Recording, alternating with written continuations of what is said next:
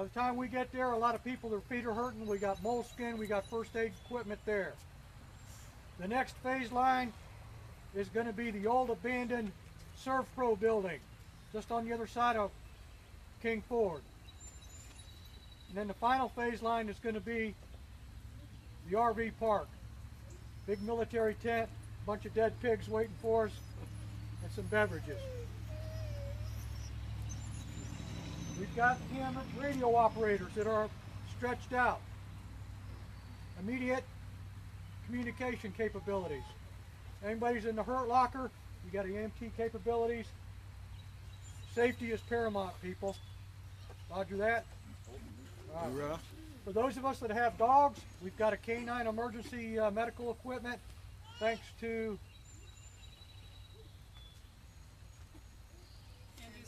Andrews Veterinary Hospital, and it's in our chase vehicle.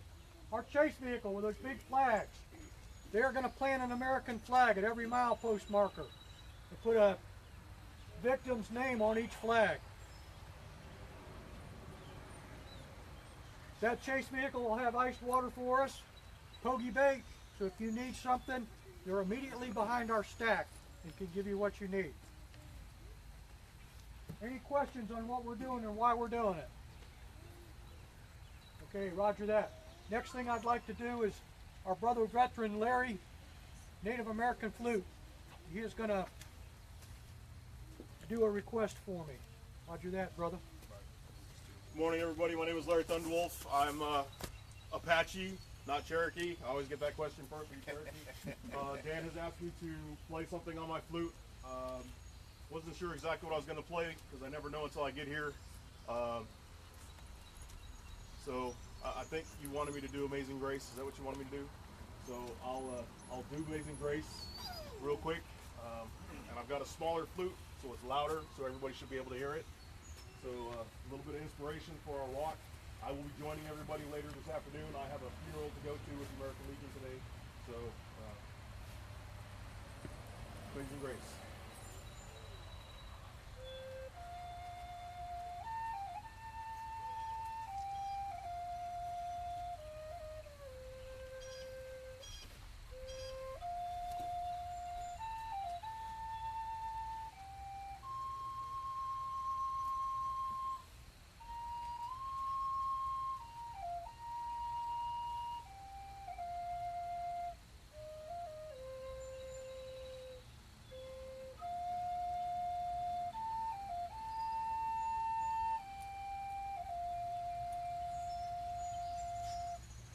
Everybody be safe walking today. I'll be with you eventually.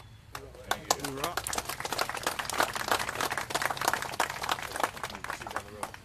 All right, I'm going to cover us in prayer, and then we're going to step off and get this thing done. Heavenly Father, we thank you for giving us this day. Let us be mindful of why we're here, and we give you the praise and glory for that. Our prayer is to wrap your arms around our brothers and sisters. Let them be mindful that we're here for them. Give us the power and the strength and the purpose to complete this mission. We pray for safety and be with all our men and women in uniform. In your name we pray. Amen. Amen. All right, Mark Narkowitz, Paceman. Jacob, you're his rear view mirror. You stay with him, keep looking over your shoulder and see if we got any trackers. Roger that. If you didn't sign in, come see me now. Thank you.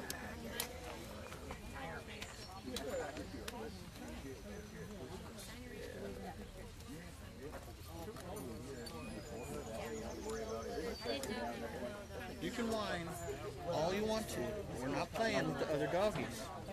That's cool, yeah. Just let her do now. That way she'll find you later. Good.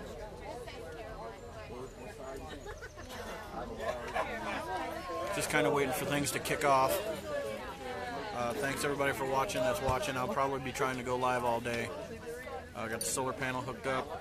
Almost everything's gutted from my cart except for the things I needed for Molly and myself to survive. That's about it. I actually need to go over here and get Molly's bowl real quick.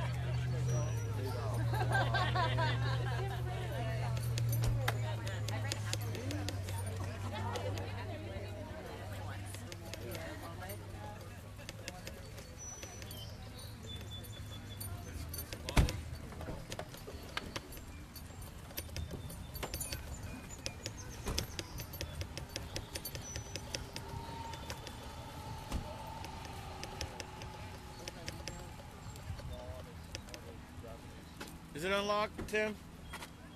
I need to get Molly's bowl. I forgot it. It's not doing anything.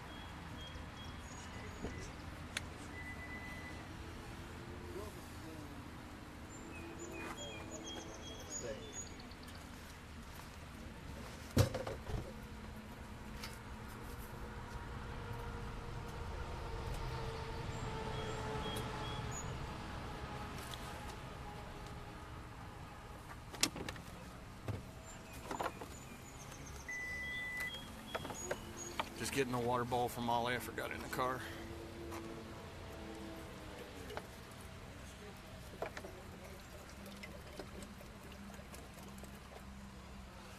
For you guys just joining, we're about to start the 22 hump here from, what town are we near? Andrews to Murphy, North Carolina. 22-mile walk. Let's do it.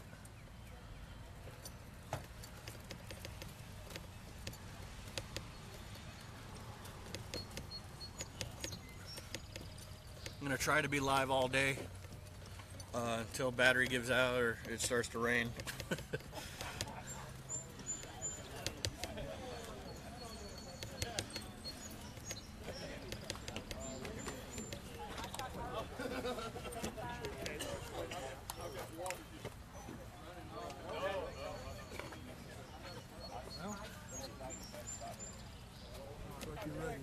We're here. All right, let's stack them up. Go. Gotta get here for one way.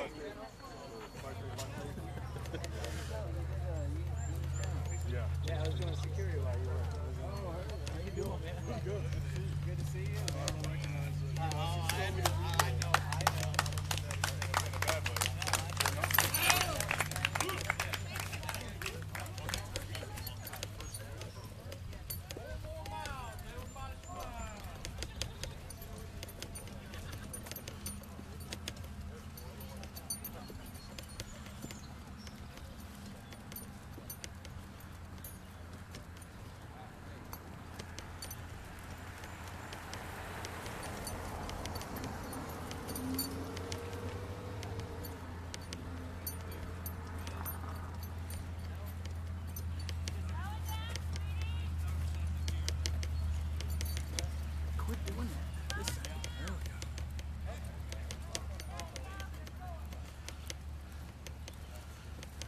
Stop running up there, she says. What do you think we are, a bunch of vets?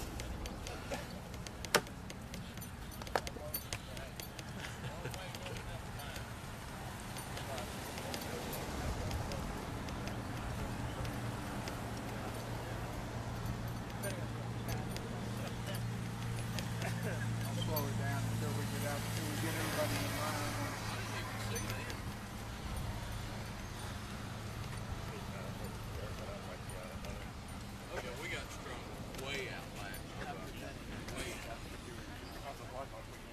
Okay. Should do like a good job.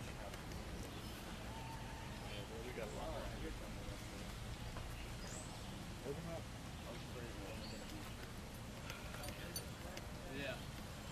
Well, it grows and then it'll shrink. It did last year. It grows and shrinks as the day goes. I think a lot of people are going to be jumping on it. Right. Well, it ebbs and flows. You'll have guys that drop out. You'll have guys that pick up. Yeah.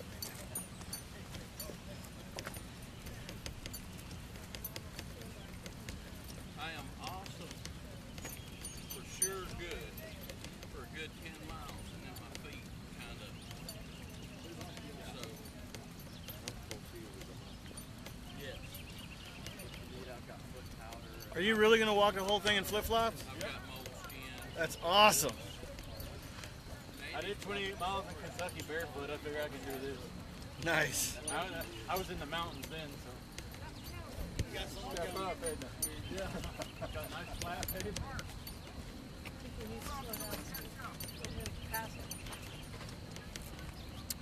You don't get it, do you? No running. I know. You can't run. Oh, God, we're hard to control.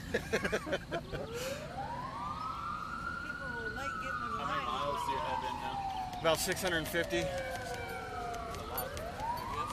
I got another 2,700, and then everywhere in the U.S. will be within walking distance. All I know to do is follow the guy in front of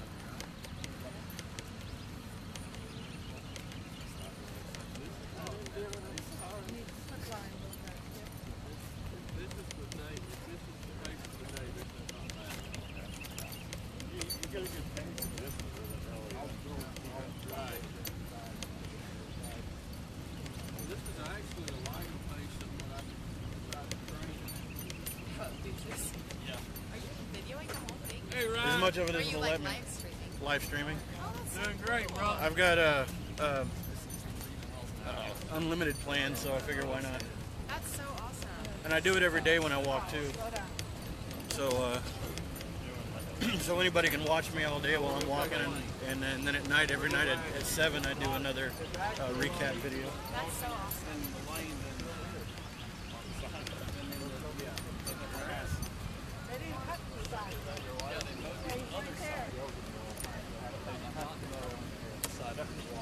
That's how I knew it was your wife.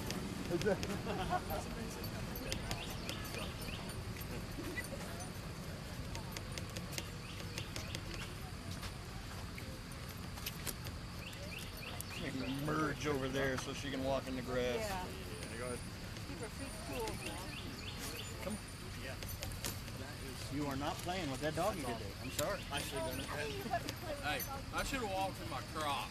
Your dog doesn't throw back cancels like you Those are only allowed at the beach. Come on. Come on. The only reason they're allowed at the beach is because she ain't there. You from Murphy? Where you from? I'm from Florida. Oh, cool. The wife's from Murphy. What part of Florida are you from? Braden. Braden. So I'm looking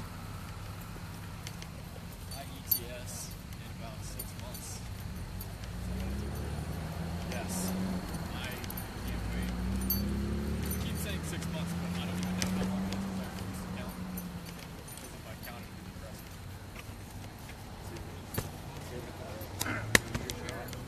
Maybe get your processing paperwork. Yes.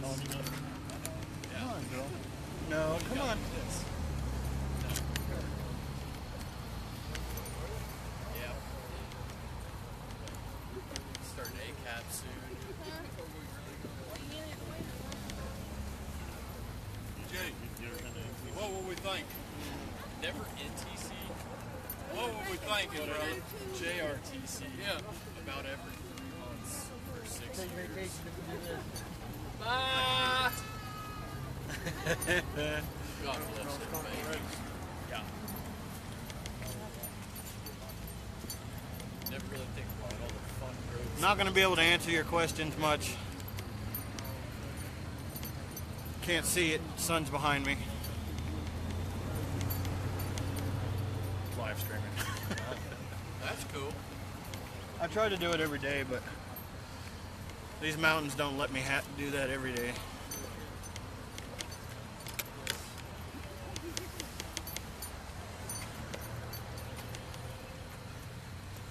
Come on.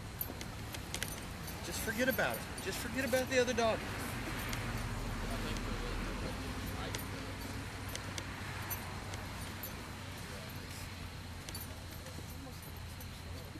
Gee, this starts off with a little cadence. Oh, no way.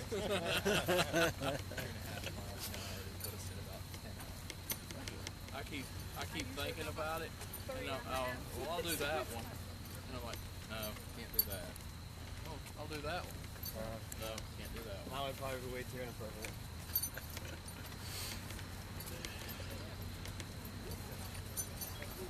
Yeah, I can't think of one that's appropriate. I mean, it.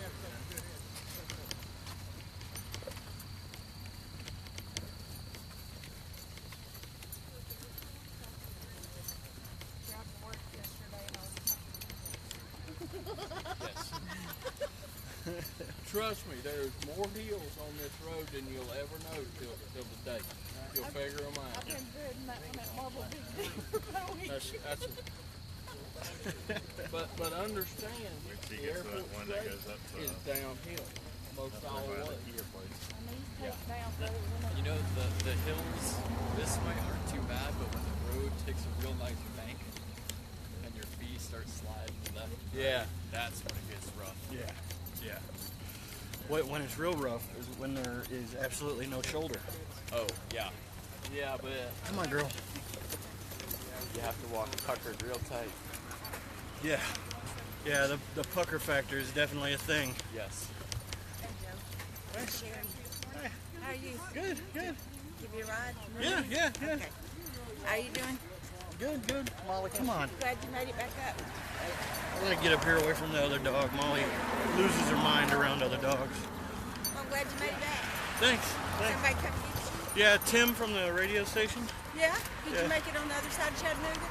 Yeah. I was actually stuck in Chattanooga for about 4 days Oh, because of the rain. yeah. I don't think anybody with common sense walks in the rain. Yeah. It was bad, too. Yeah. And then yesterday was the first chance I got to, or the day before yesterday was the first chance I got to walk, and I walked about 10 miles. You got Molly some boots? Not today. I've got them in case she needs them, but I also got the new cart, so she Got a can, new one. yeah, so she can ride in the front. Cool. Where'd you find that? It was at a bet at, let's see, what was it? Dick's Sporting Goods. Okay, yeah. I've never seen one that big. Yeah, it's actually a bicycle trailer. Oh, is that what it is for Yeah. baby? Yeah, and I converted it in the front. I put a little wheel on the front. Worked out good.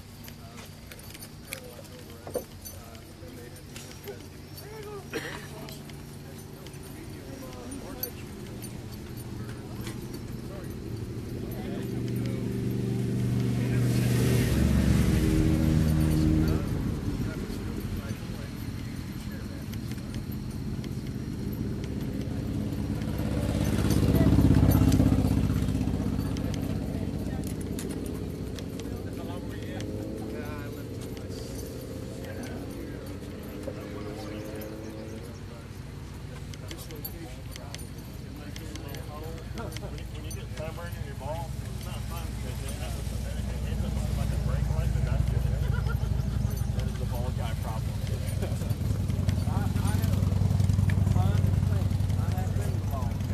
Oh, sorry. Oh, I'm so sorry. That's what I get for laughing, right? Yep.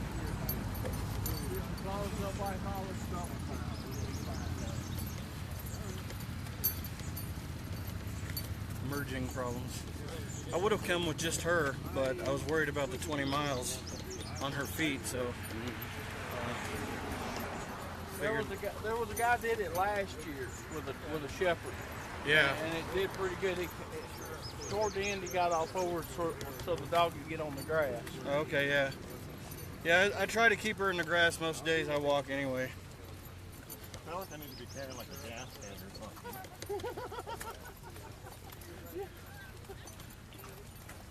I really walked down the road. That's it. No pictures of it.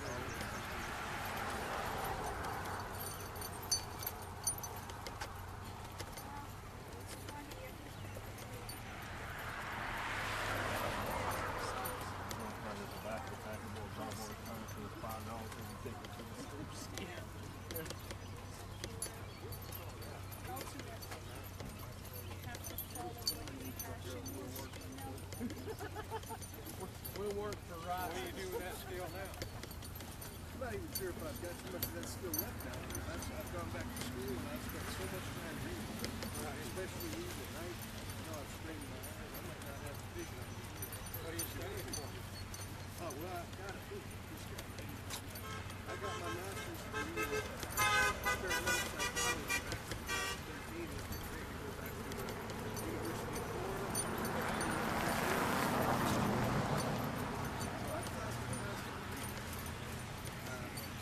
And as much as I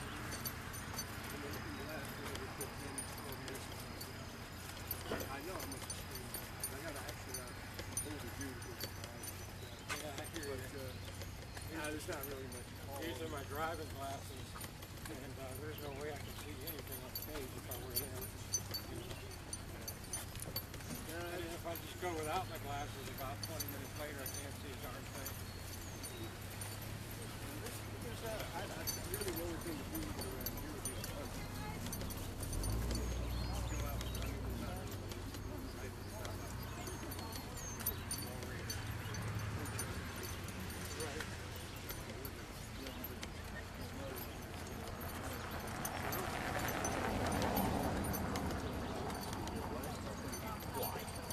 Nobody will.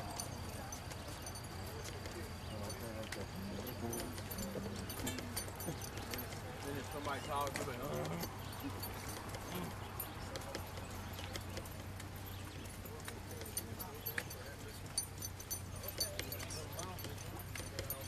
do what? I don't know. Don't think about it. Keep moving. No matter what you do, don't watch. Look at the mile marker and say 14. Too far in between. You will drive yourself crazy. All right, I got time. I'll put the first few go by quickly.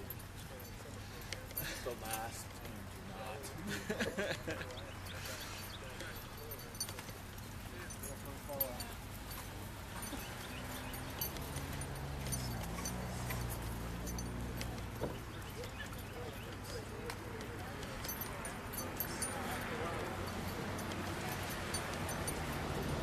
Yeah.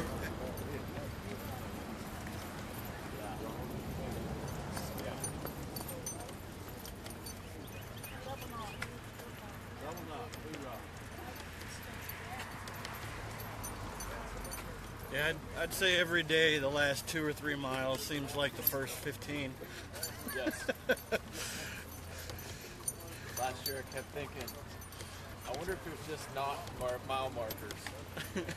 There are. It's been at least 3 miles. No, it's been 300 meters. I will say you go when we're done. I'm sure. I got my shoulder.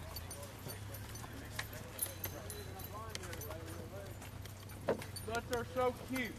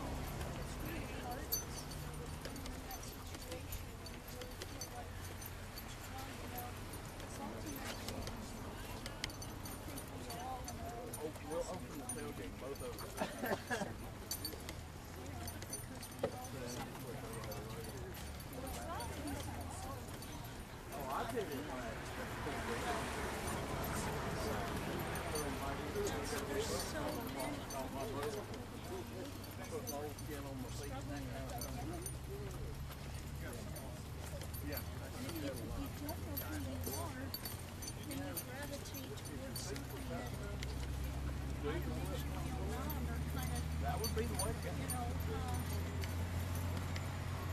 Causes you to avoid it rather than switch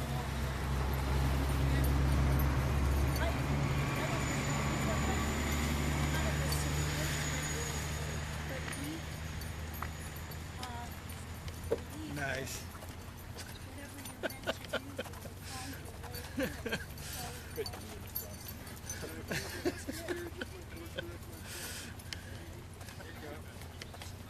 My dad's a sailor, so he always says, sail with the wind at your back. Because if you don't have passion, what's it feel like?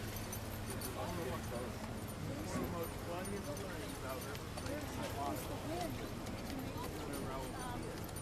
Watching the Three Stooges. They're right down the road. Hotel Curly to get out. Great sign, see where we're at. Golf club. S-L-O-W. Golf club.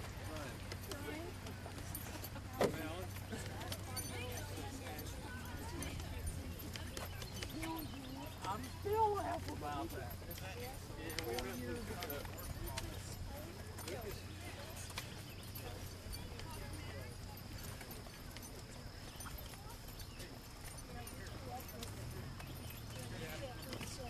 Lucas walking in the cage now. Good. Yeah, I know how to walk. Got a pair of chickens. All of that guy got one, the older one. He's got some joint problems. How long was that?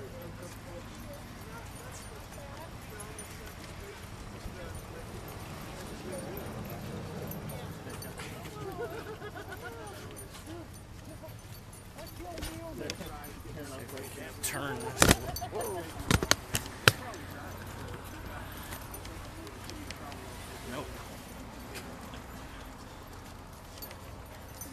And the other one, she could do 22 miles back to back.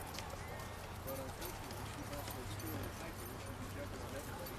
Giving me all over.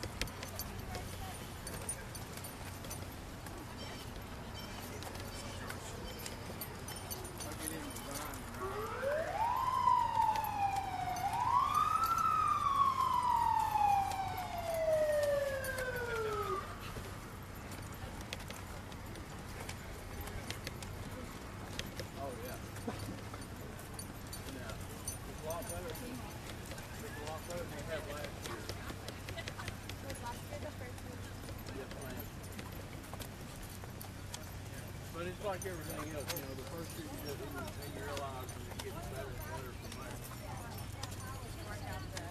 The king. Hey Ryan, I'm gonna get in and ride with you in a little while. Hey, you tell me when. Hey brother. Doing great, sir.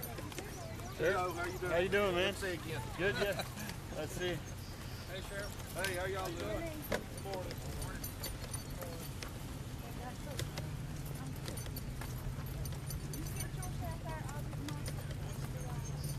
Now what's your name? This says Caroline. Oh, I was me and my sister both have one, but hers has like more pouches, so I took it. I don't blame you. You live in Murphy? I live in Andrews. Oh. Congratulations. Thank you. Where are you going to school at? I'm going to be going to UNC Greensboro.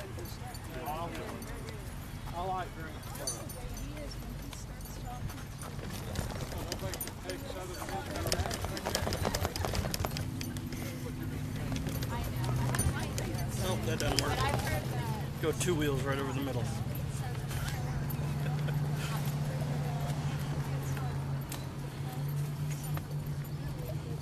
Just go. That's all you gotta do. And work really hard. Drive really hard. Don't have her imitated. Really hard. But understand it.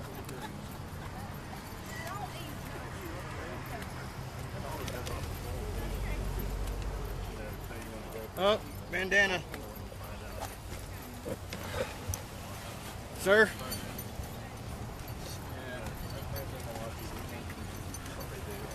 Excuse me. Did you drop this? Thank you. I saw it on there. It looked like it was yours. Just didn't see it actually fall.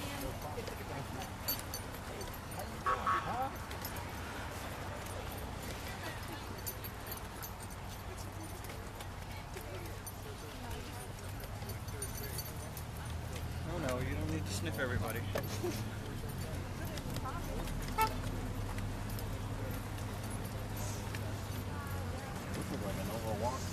Yeah, it really is. Decker was me last night. Last year, almost I was just thinking with these yellow shirts, it's gonna make me pretty hard to hide. Oh, yeah. That's a fantastic question. Yeah. Maybe stop off at the gas station and hitchhike a ride back.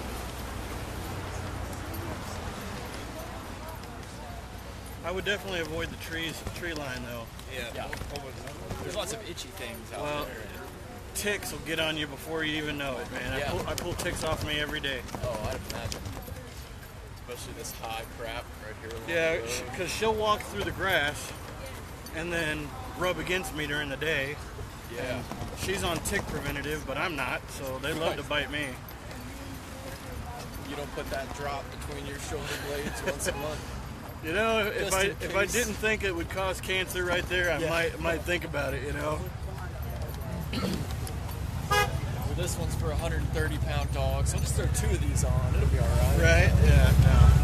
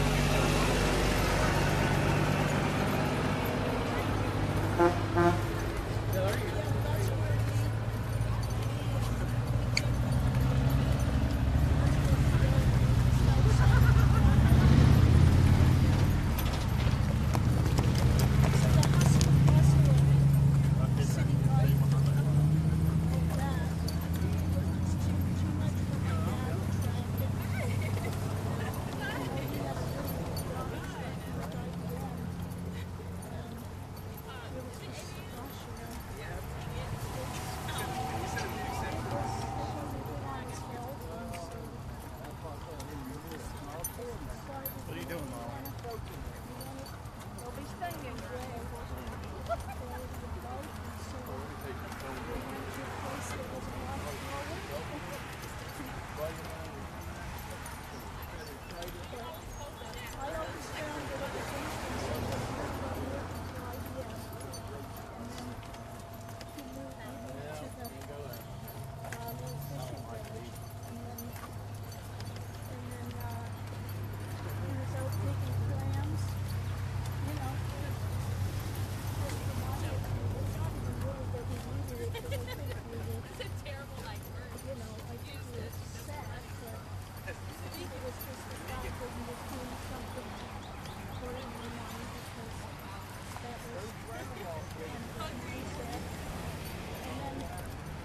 A lot of sponsors, huh?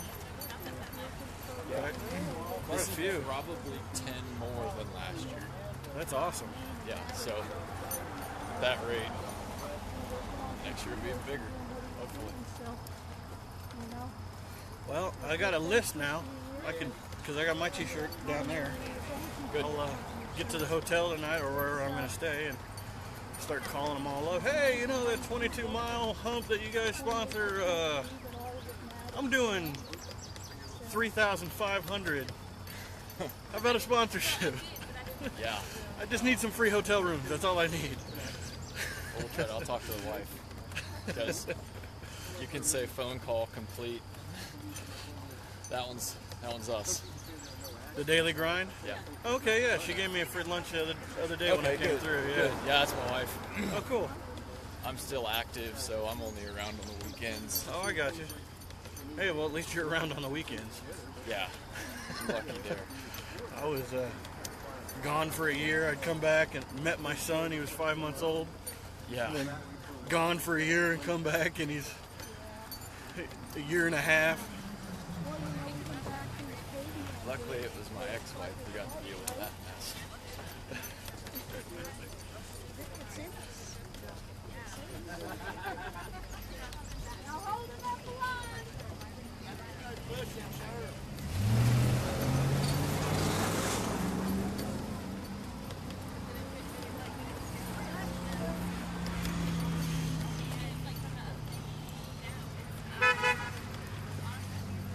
So I read the article about Sammy Hagar in there. Yeah, isn't that an interesting small world kind of thing?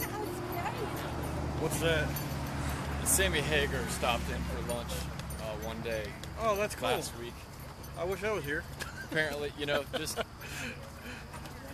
That's awesome. real down to earth. But Karen didn't know him. So Nope. she didn't recognize him until afterwards. He kind of just toyed with her a little bit. I don't think I can picture his face, to be honest. Well, I had to Google Right. him. Yeah. I had to Google to remember what he looked like. I wouldn't have known. And then, you know, a lot of celebrities take on their non-celebrity look yeah. when they're not, you know, in the limelight. Well, he has a non-celebrity look anyway. Right. Just kind of a long-haired, Yeah. older guy. Probably looks like he's got a couple of good years of partying under his belt. Yeah. That nice weathered look. Yeah, I don't know if you've seen Jim Carrey's undercover look, but he's got the full like mountain man beard, you know. And Yeah, that would work on me. If it's not the masked Jim Carrey, I don't know who he is. I was telling my wife the other day because I go live good portions of the day, almost every day. I told her it feels a lot like the Truman Show. You Oh know, yeah. the Jim Carrey movie where his whole life is on TV. Watch my language, you know. People almost run into me, and I'm like, "You mother!" Yeah, like, oh god. Oh, public eye. Oh. Gotta be a positive role model. What you're doing is definitely good. That's definitely good that you came back. Yeah, it was something I wanted to participate in when I was here, but I didn't think that I was going to be able to stay in a hotel or afford a campground for a week straight, you know, Well, yeah. or almost 2 weeks really. So yeah, and Tim here, he was like, "I'll come get you." I was like, "I'm almost 100 miles away." He was like, "I don't care, I'll come get you." Good. Good. There's Mr. Joe. Deuces. There's Ms. Molly.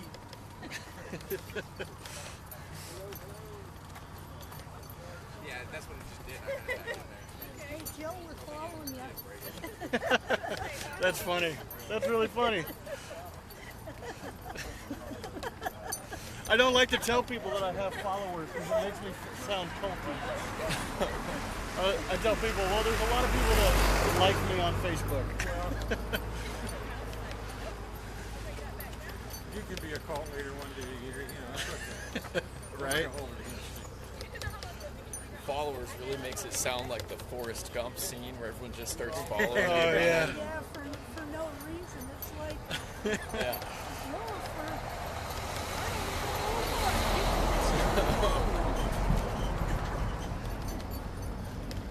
Wait, he's gonna say something. I'm kind of tired. Kind of tired. Think I'm going to go home now. We're going to go home now.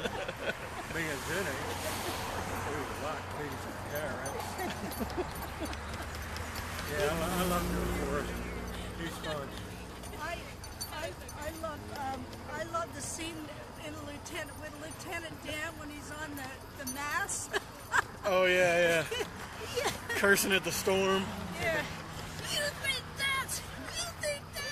That's something? Oh, that was funny. Go ahead, give me your best.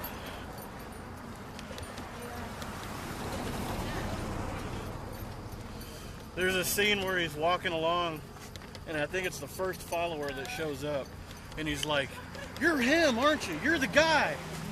And I really like that scene because I get that at least once or twice a day. Okay. Like, "Are you the guy? Are you know the guy that's doing the thing?" I'll be like, "I don't know what you're talking about." Are you that guy? Well, I'm pushing a cart with a dog, you know. Like, I don't know. You must be mistaken. I'm sorry. Where are you headed? Right. They'll ask me, and I get the same questions over and over again. Doing the thing? Yeah. Are you the guy? Were you in Murphy about a week or so ago? Yeah. Yeah. Yeah. Okay. We met you there briefly. Okay. Yeah. So what's the game plan? Long Beach, California. Okay. Then you gonna turn around and come back to the East Coast? Absolutely not. I could blame you. If it wasn't for the fact that I've got so many people following me now, I probably would have already quit and gone home, to be honest. Well, you'll be in good shape by the time you get there. Yeah, I started out at about 320, 325, maybe a little more, and I think I'm down to about 285, something like that. I've been looking for a scale for the last week, but nobody's got one. Who keeps you in shoes, Joe? I do, for the most part. Okay. I bought these. From the peanut gallery, right? Yeah. Okay. I bought these myself. My last pair, a buddy of mine bought for me when I stopped in Concord. Where did you start at? Virginia Beach. Okay. Looks like I'm causing us to fall back here a little bit. They picked it up a little bit, about half a mile an hour. How many pair have you wore out so far? I'm on my third pair of shoes in 600 miles, which is strange because when I did the research, I watched a bunch of videos of other people that have already done the walk, and most of them said that they went through 3 pair total. At 600 miles, I've gone through 3 pair. I got 2,700 more miles to go. This looks relatively new, so you probably get about 300 miles out of a pair. Yeah, probably something about like that. I got these day before yesterday. Usually 250s when the PA starts yelling at you to get new PT shoes. So Yeah. sounds about right. Walking across country in 3 pairs of shoes, just Well, all those guys, you know, most of the people that do it are already like not professional, but they walk a lot already anyway, or they're joggers or whatever. yeah. And they're just not, they're already little skinny sticks. You know, I'm probably twice the weight of most of those guys, yeah. so I get maybe half the mileage. And if they're walking side of the road, asphalt rubs through a soles of the shoe real quick. Yeah. One of my followers, my aunt is my road manager. She calls ahead and gets the media and stuff aware that I'm coming through. And one of her good friends gave me a very generous donation, and all she wanted was me to write her name on the bottom of my shoes. All right. I was like, okay, sure, no enough. problem. Yeah. And then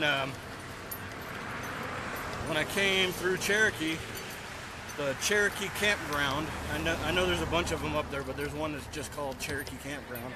Mm-hmm. They turned me away because of Molly. Really? They said they had a no pets policy, and I said, it's a service dog, you can't do that, it's against the law. They said, no, sorry, no pet policy. Wow. So I did a live, and I sicked my followers on them. Yeah. And I said, hey, this campground just turned me away for having a service dog. And it wasn't maybe an hour later that the owner of the campground was knocking on my hotel room door, apologizing and asking me to please call off, call off the dogs. Yeah. And I said, yeah, that's great, man. I really appreciate you coming up here and apologizing. He was like, it was my sister that turned you away. I really don't know why she did that. We are a service dog friendly campground. We don't have dogs normally. And thanks for coming up here and apologizing. I'll call him off. And then he went home and he made a very large donation on my GoFundMe. Oh, that's good. And I was just like, that is so awesome that, he not only came and apologized, but he more than made up for it. Yeah. I would have been happy if he had just paid for the hotel room. Yeah. Campgrounds are between $15 and $25, and hotel rooms now are like between $50 and $100 Yeah. For a cheap one. Yeah. I stayed in the Marriott downtown Chattanooga the night before last. It was like 116 bucks. But I didn't have anywhere else to go unless I walked another 10 miles. Right. So You'll find those small areas where you can find the sleazy Motel 6s for 25 bucks a night that don't have carpet. I know. right, and there was a couple of those, but I would have, like I said, I would have had to walk another 10 miles to get to it. Yeah. 10 miles is Averaging a day. 10 to 15, 15. and I've done it. I've done a couple 20-mile days, a couple higher teen days, and it depends on the terrain on how I feel afterwards. Yeah. I was coming out of the what are the other mountains before the Smokies? Appalachian Mountains, I guess. I was coming down out of the Appalachians, and I did 20 miles. It was all downhill, and I felt Still a lot of. yeah, but I felt great at the end of the day. Molly felt great, and then a week or so ago, I did 18 miles, and she couldn't walk for a day. I had to carry her outside, and that's when I decided to get this cart so I could throw her in the front. That's good.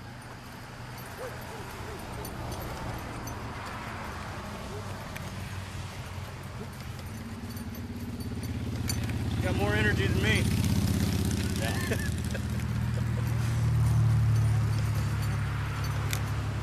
Army or Marine or? Army. Oh, okay.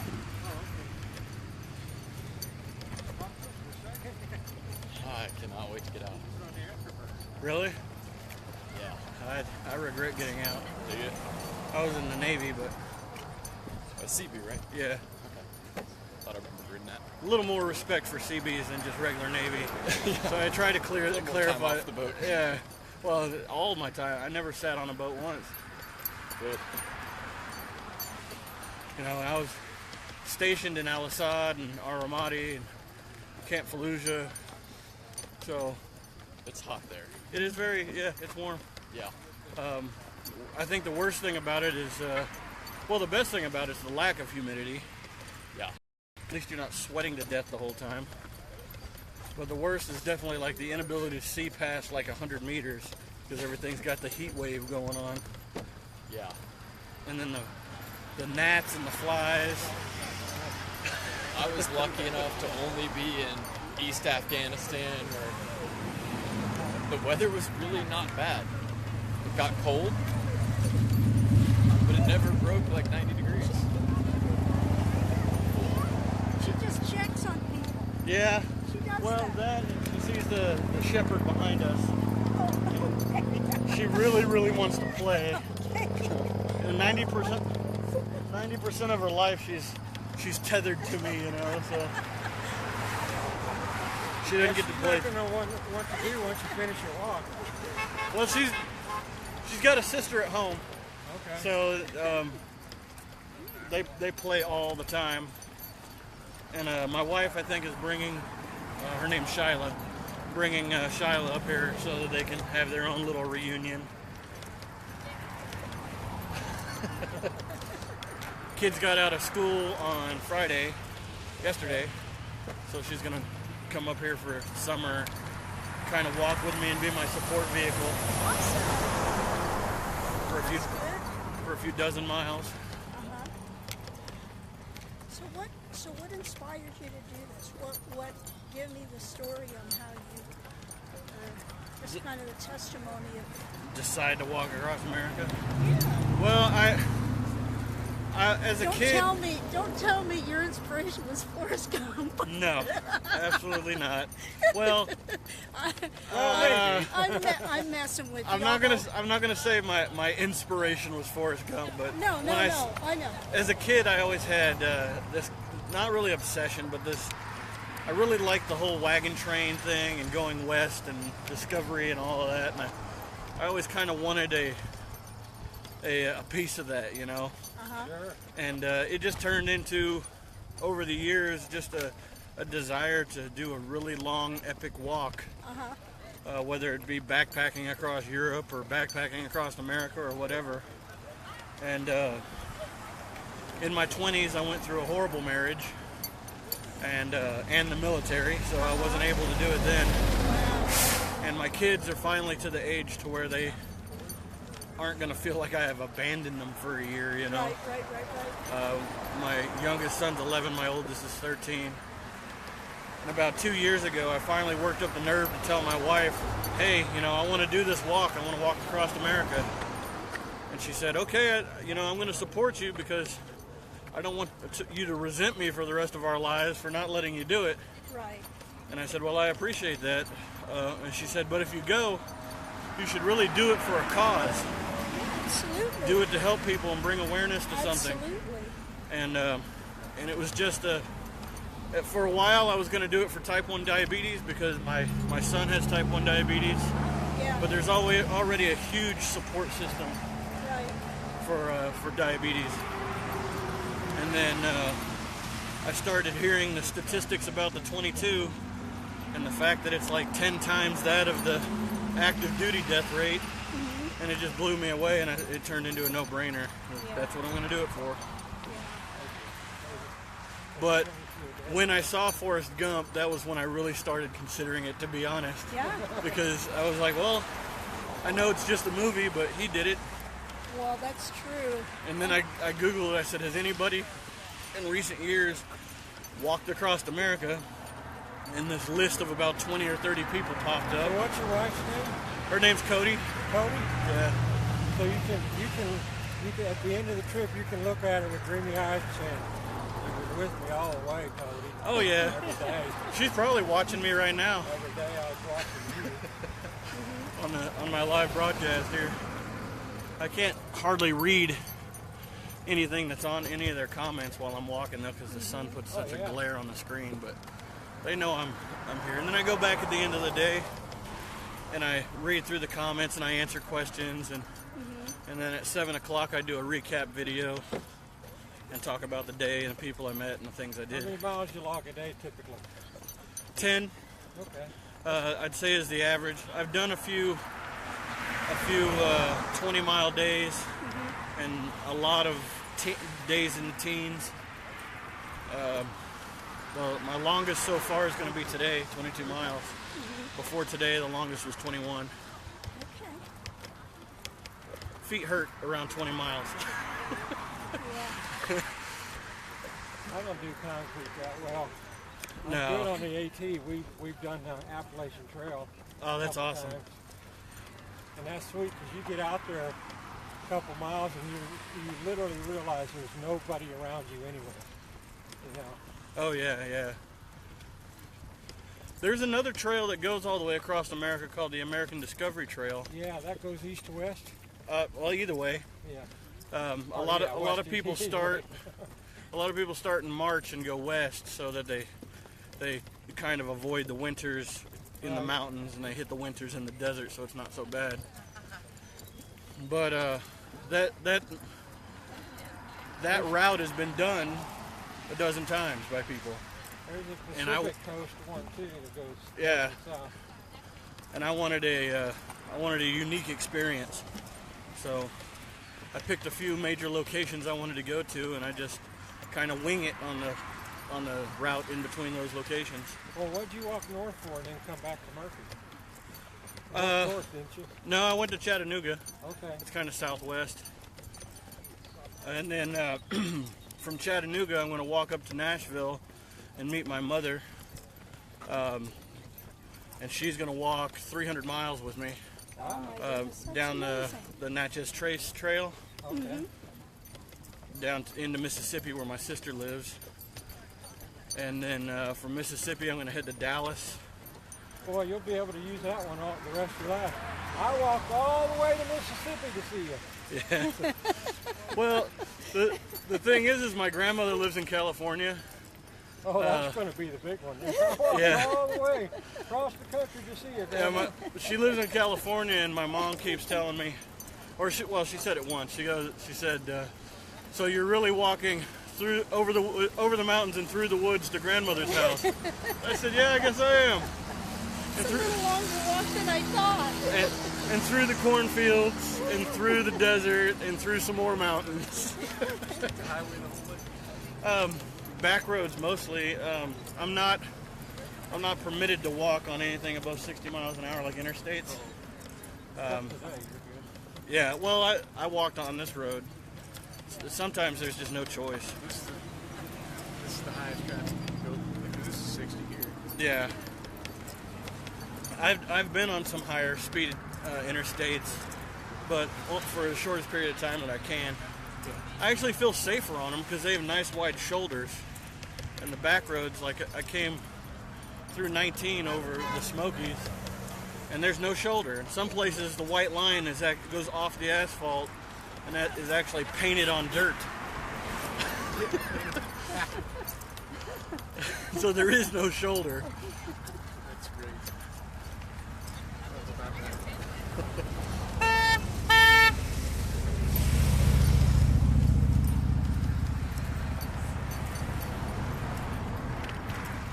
Come on, Molly. You're not going to walk with the shepherd. I'm sorry. That's just not going to happen. And the animal interference.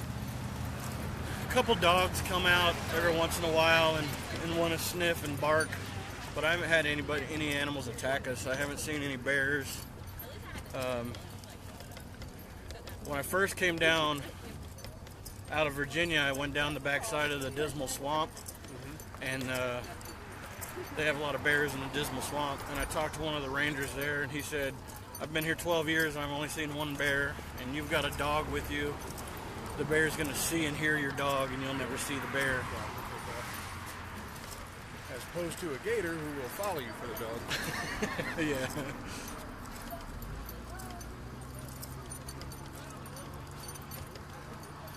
Come on, Molly. You're going to be a problem around that shepherd, I can tell.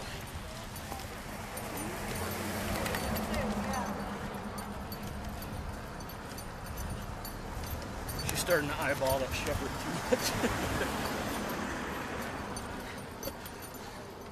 I know. You want to play with your new buddy back there. But Dad,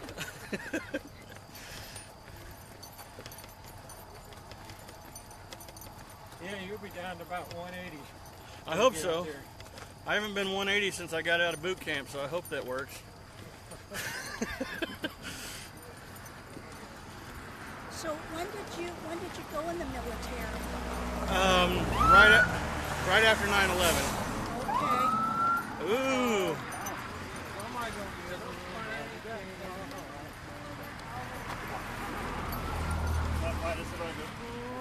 You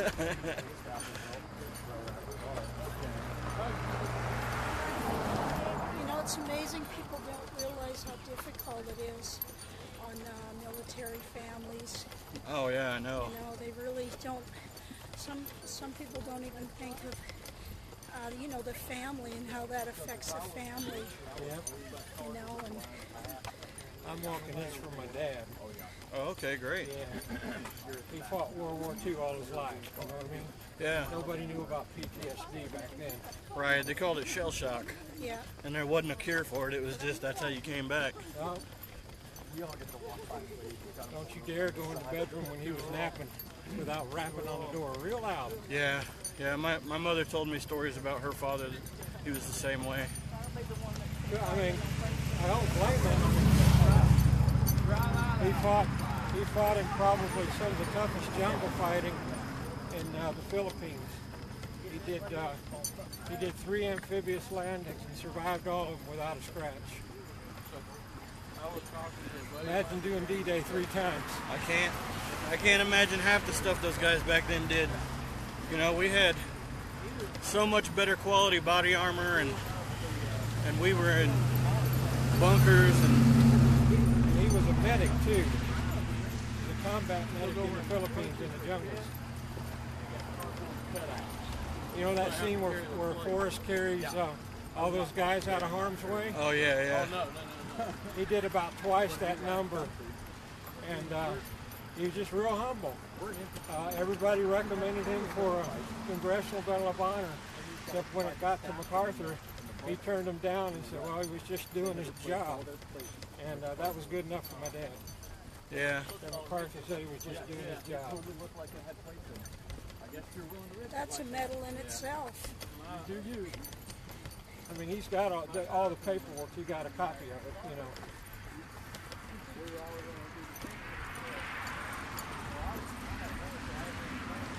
Is he still with us? Nah, he passed away in the mid-90s. With things the way they are, with the way the view towards veterans has changed over the years, you may be able to get him for him, get it for him, posthumously. Yeah, I thought about that. There's room in here if you decide you can't make it or anything. Push it for a few miles. I was going to offer you the same. It's rated for about 200 pounds, so I don't think I could run the. I'll break it. That's for the dog, huh? Yeah, most of my gear goes in this tub and back here, but for this walk, since it was so long, I left it back in the vehicle that gave me a ride up here. It's amazing how much you figure out you can live without when you got to carry it everywhere. Oh, I'm telling you, I've probably gotten rid of 80 pounds or more since I started. I originally had 2 saddlebags. So there's a few things you couldn't live without on this 22-mile trek, huh? Well, I brought my solar panel and my phone. Oh, him? Yeah. You look like you're... Doesn't taught me.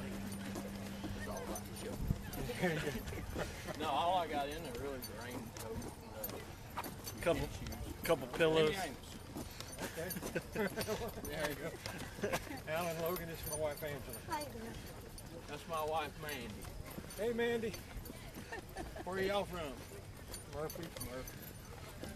Not originally from Murphy, but we live That's here the now. short answer. That is the short answer. And we're here now. We're not half-timers either. So. Where y'all from? From. She's from Canada. Oh, that's from. Yeah. That's Canada. Canada. Yeah. Say about. About. I'm just messing with you. A's better. A? And how do you guys say pasta? Pasta. Pasta. It's pasta. You know, I've been corrected for like 20 years now, I right? heard her say pasta the other day. I about fell out of my chair. Well, you said washroom the other day. Morning. So is this a serious 5-mile marker or 2-mile or what is it? No, this is not a. Or this is just the laugh. Are we there yet? Don't think about it. Come on, we want to cheer. Don't think about it. The 6-mile mark is at the church up here too. Okay. Marble Springs Church. I've got an iPhone, so I know how far we're going. Well, when we met you, Mandy, I think it was last week or the week before, I I'm gonna mentioned be that, honest with you. that we were over entertaining the troops in Korea. Yeah. And it was the very first time Last year you that I really even knew about what went on behind the scenes and just the, the soldiers are so, strong and they just seem so together, and yet behind the scenes they're suffering in silence, and that just broke my heart. Yeah. Yeah, it's a lot. There's it's that macho mentality that a lot of us put on. Because I'm a Marine, I'm Navy, I'm Air Force. So you gotta play the role, but. There's a lot of tears in a combat zone, I guarantee you. Right. Well, it just, even back then, it just put in my heart and my spirit that we have to battle together. We have to battle together in life. Absolutely. And how many times have people thought, oh, that person's got it all together, and yet, they try to keep it all together like that, but really the strength is being transparent, sharing your pain, bringing the darkness out into the light, and then you fight together in that. Yeah. Rather than believing all these lies that this person is that and this person is this. So it's powerful what you're doing. I think any cause that causes human hearts to come together and fight together is really what we're here for. Anyway. Yeah, I agree. I totally agree. It's we're all the same species, and our survival is all of our concern. Even if you go to that super primeval instinct, you know, you got to take care of each other, or it's not going to. We're not going to last as long as we should. Right. Absolutely. I can't even tell you the stories that I've heard where someone was just compelled to speak a word of encouragement, and it was just that word that encouraged that person, you know, to keep going. Right. And even what you said a little earlier, you know, I probably would have quit if I didn't have people following me. Yeah. I've got about 2,500 followers on Facebook now, and several more on other social media. And I just feel like that I've made a promise to 2,500 people, you know, and you know, I was half kidding when I said I probably would have quit by now, but I know. But I know that. there have been conversations between me and my wife about, hey, you know, this sucks. I want to come home. And you know, my wife will just tell me, well, you're not welcome home until you get to California. Right? Well, see, she's your battle buddy. Yeah. She's your battle buddy. She really is, yeah. Yeah. She's definitely my favorite wife. She's what? Definitely my favorite wife. I've had two of them. Yeah. Well, she's definitely the favorite out of the two. I think she's a keeper. yeah.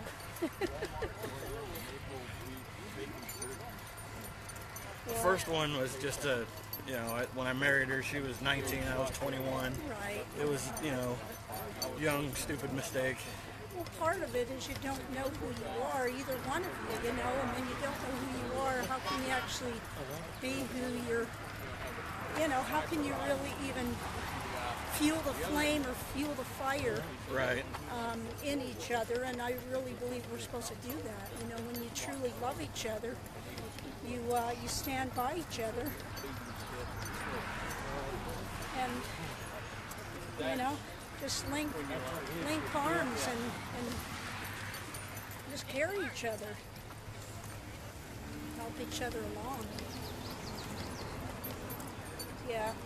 Well, I know that even with any heart for purpose, you know, there's always a place where when the battle, it gets hard sometimes, but sometimes it's just a sentence, and it's the right sentence. Right, yeah. You know? Yeah. Yeah, I've always been a believer that there's always going to be a combination of words that you can use to fix things. As long as they're heartfelt and honest. Absolutely. And luckily that theory has worked for me with my current wife. But, you know, there's always, everybody makes mistakes in life. Yeah, well, we all do. Absolutely. Nobody's perfect. Right. Nobody's perfect. Before I started seeking help for my PTSD, I was, you know, a very angry person all the time with very short temper, absolutely no patience. And my wife is very similar. She's got some depression issues, and neither one of us would back down when we'd get in an argument, and it would just escalate and escalate. And now we both know each other well enough, and we're both under the correct,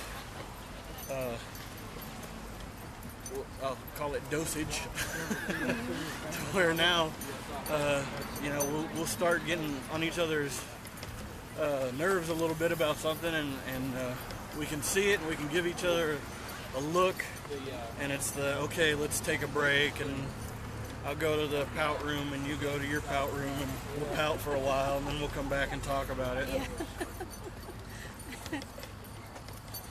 Yeah, I think it's important to not let the you know, the anger, control the argument. I have a friend. It's going to be a who's, glorious day. Amen. I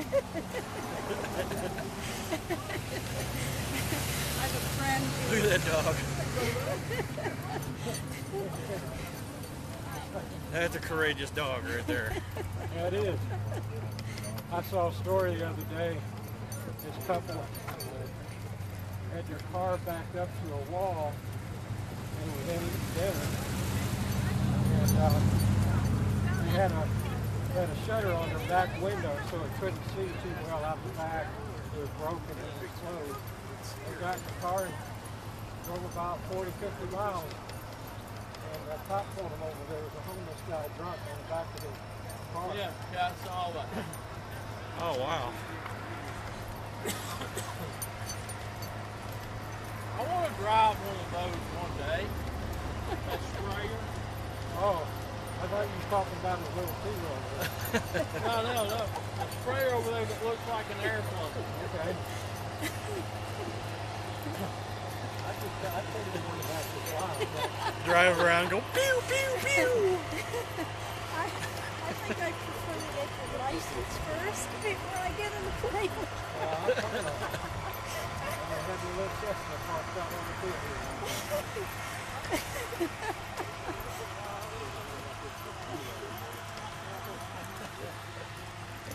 I do have baby powder if anybody starts to chafe in the unmentionables. Trust me, it's a necessity. Well, if you're walking a couple thousand miles, it has He nods knowingly. Yes, I'm Got well my Vaseline equipped. in here too. Oh, okay, there you go. Yeah. For us plus-size people, it's more of an issue, I think, than for you skinny minis. No matter what, when that time comes, get behind the Facebook Live cam.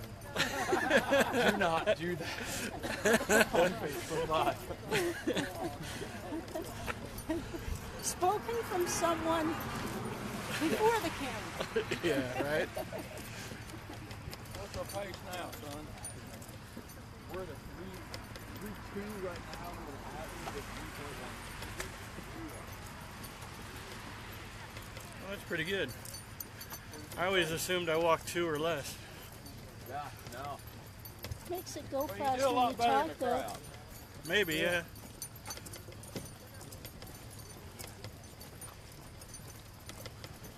What do you got there that's telling you that? Is it an app on your phone or is it a... One little Garmin 301s. Oh, okay. You can just get average pace. It'll tell you your distance, your azimuth, whatever you want it to. Cool, cool. You guys got it easy now. Nice handy thing. Yeah. Do they The still compass and protractors only for backup. do they still teach that though? Do they still have Yes. classes for teaching that? Yeah. Yes. They read it into you. Yeah, we'd have a navigation course every home port. Oh yeah. We'd come back and if you'd been to it, let's see, what was the rule? If you were new, you had to go. If you were under E4, you had to go. About Which, the same cost. which doesn't make much sense to me. I would think the people in charge should have to Yeah. do it too, you know, in case the If you're E4 O3 screw up. or below, Right, yeah. you got to do it twice. Spent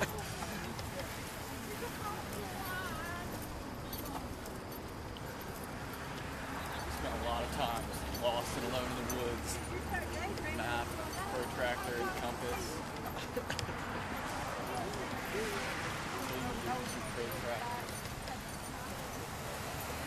Yeah, we'd do it, but half the times we'd cheat. We'd have our phones, you know, Yeah. pull up the GPS. Yeah. Match the map to the map we had to the GPS. All right, we're off course a tiny bit. Let's go that way. Molly, you're All gonna the trip. team leaders would get together. It was a course we ran a million times before. So we would all, with our powers combined, we'd have all the points. Yeah. Yeah.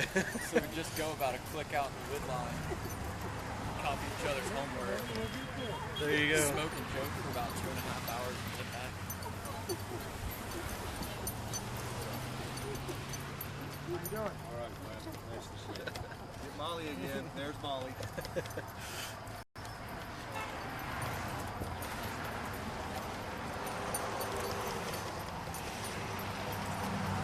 got strong paws. We're not too spread out. We're doing pretty good. Yeah, no, it's not bad at all. I wasn't here for the last year, so I don't know how spread out y'all were, but It was very spread out. like a mile or so. At least. Up in the front, we didn't realize how far everyone was behind us. Right. So we got stopped at the casino for probably an hour. Oh, wow. Look, caught up. Last year, there was no clouds. It was about 90 degrees. Oh, wow. So it was kind of a race against the elements. I didn't expect the clouds today. That's why I brought the umbrella. That's good. But, I get teased for that sometimes. And it's just like, listen, you're not the one out here walking Right. 15 miles Somebody sitting in their every day. living room on their phone. Right, yeah. Real easy to talk. And something I just started doing the day before yesterday was the 22 push-up challenge. Yeah. And I do it live so that they can hold me accountable to it. So I'll actually do it every day, because now I'll get those messages toward the end of my live broadcast because I go live every day at 7. And they'll be like, don't forget your push-ups. Okay. I was hoping you people forget. And then a bunch of people are doing them with me, or at least they say they are. Good. And I'm still 285 or better, and I'm still at the point to where I have to do them girl style. Well, yeah. I'll do as many as I can without being on my knees, and then I'll do the rest of them on my knees. But with this much weight, it's still hard, man. Yeah. It's still very difficult. And I think my best ever, even when I was in, was like 90. So I've never been great at push-ups. And I was Navy, of course, so they don't stress on that stuff as much as Army and Marines do. It's tougher when you're taller. I've heard that, yeah. I see a lot of the guys who are like 5'1", 5'2". They'll knock out 120. Where guys over 6 foot are just watching angrily. Yeah, I remember watching some of the guys, they would do them so fast that their hands would actually be lifting off the ground because they were trying to go faster than gravity could actually pull them down. The guys who do the close arm ones. Yeah. Really tests the grader's integrity too. Not going all the way up, but they're worried about counting. I tried it once. Didn't work. Got caught.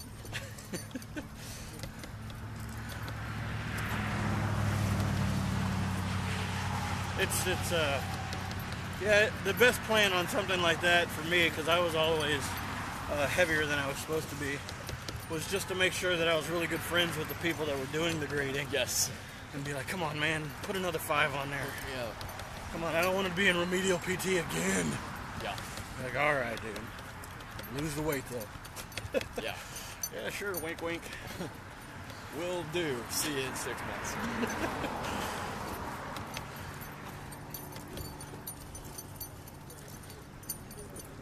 Yeah, that's ultimately why I got out was my weight.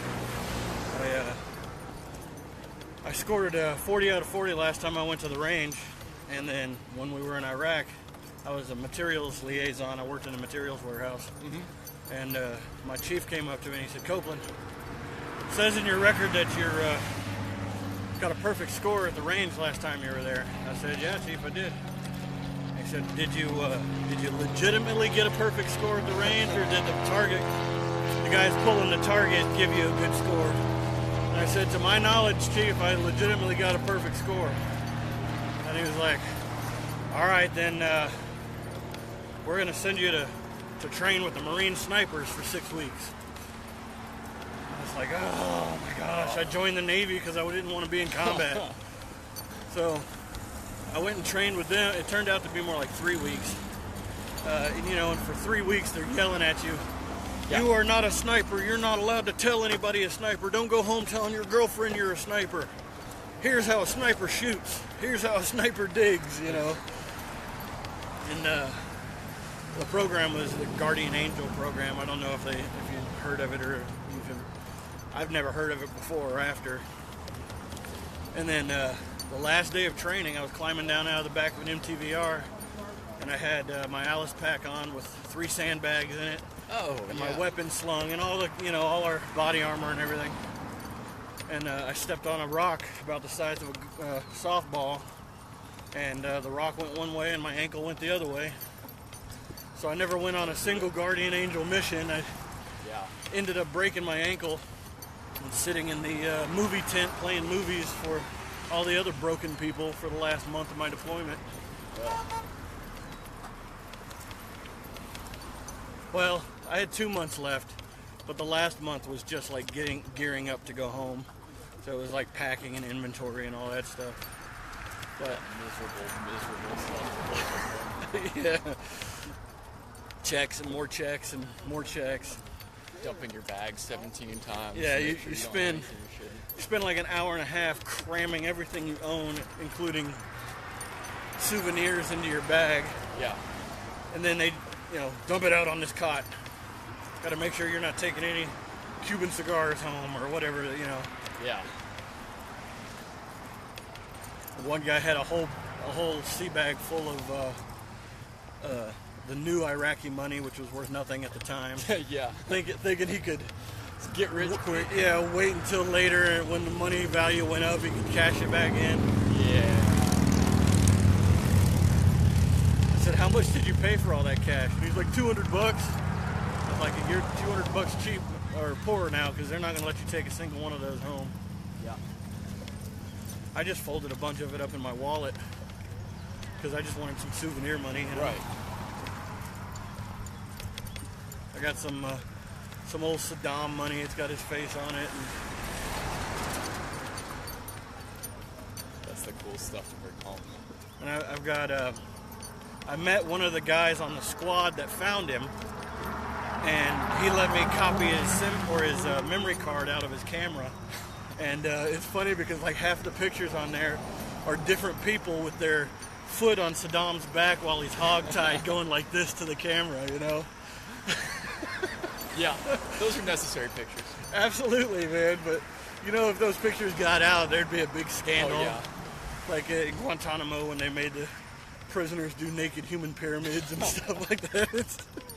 I imagine it's like Christmas with Santa. Like getting your pictures of your kids. They got a line of dudes just waiting. Yeah, Saddam, what you want for Christmas? I'm sure it was, man. Sitting there all old and bloody, hogtied on the ground with people. Right. Or throwing up gang signs or whatever. Just hope someday when I'm old, people want to take pictures of me like that. Yeah, that was pretty funny, man. I had a buddy who was a real scumbag. He ended up coming home with one of the gold AKs. Oh, okay. Which he then pawned because he needed cigarettes or something. He was one of those kind of guys. Yeah. I knew a few guys that were real funny to be around, or fun to be around because they're funny and real, arrogant and chauvinist, but not a good guy to be a friend with, No, literally the worst people in the world. Yeah, but still they made the party. There was a few of them in my squad, man. Yeah.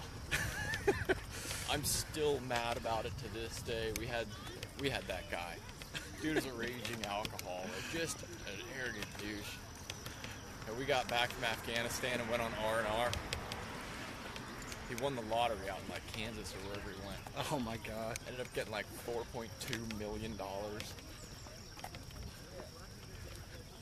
Don't know what he did with it, but I don't imagine good things. And that statistically, that makes the odds of you ever winning it drop dismally, because how many people have won the lottery that knew somebody who won the lottery? It's probably a much, much smaller percentage than than the people that actually have the chance of winning the lottery. Oh, you've been hit by lightning 12 times? Me too.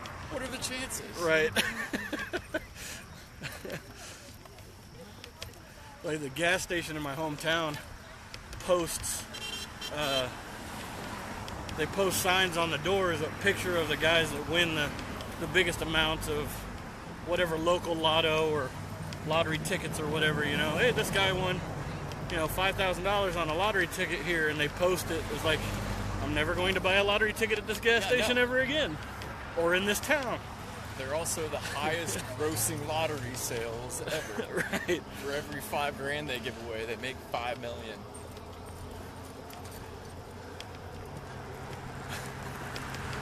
.22 flag keeps sticking to my... Normally I have a little round disc mirror. That's a good idea. Stuck right there so I can see if... I say it so I can see cars behind me, but it's really because I'm paranoid and I don't know who might be sneaking on me, you know? Yeah. Especially walking through bad neighborhoods in Chattanooga. Oh yeah. Not a lot of great neighborhoods.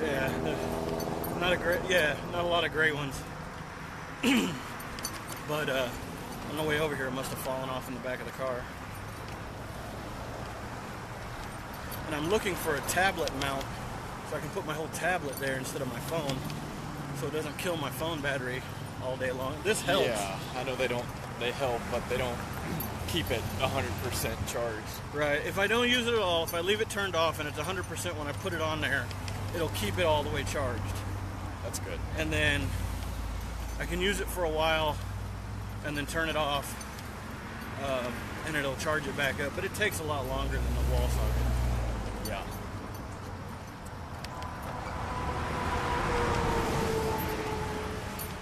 I didn't realize that phone companies update their phone chargers until one of my friends who's way smarter than I am with that stuff explained it to me. And he recommended I buy a, whatever certain amperage. And I was really amazed at how much faster they are. Yeah. I like to stay 4 or 5 generations behind on my cell phone, so I refuse to pay $900 for something that's primarily for people to bother me on. Right. Yeah, I was always amazed. You know, I got out before the first smartphone came out. I think the first smartphone came out in like 08 or 09. It was something like that. And I got out before then, but I was still amazed at how much technology went up in just the 6-month or 1 year deployments that I had, you know? Yes. I'd come home and I'd be like, that is the most amazing thing I've ever seen. And they're like, oh yeah, it's been out for like 4 months. Like, oh. It's so surreal when you come back. Like, you turn on the radio and you're like, what are these playing? Yeah. I've never heard any of this. Yeah. You watch TV and you walk anywhere and people are talking about things you've never heard of. Yep. You've been watching old reruns of The Simpsons on somebody's hard drive for a year. Yeah. And then, like in Kuwait, in Iraq, they weren't such a big thing because we weren't allowed to really associate with the civilians. But yeah, in Kuwait, in almost every base in Kuwait, they had civilians come in to sell crap. So like guys would come through like gold dealers and they'd sell these real blingy gold necklaces and watches and stuff, and then guys would come through and sell bootleg movies. Oh yeah, I love the $2 bootleg movies. Yeah, and they were like literally still in the theater back home, but yeah, like you'd see half the screen and then you'd hear people cough. Yeah, people get up and walk. Yeah. Some of them are in Russian with subtitles. Right. Yeah, in Russian with Chinese subtitles.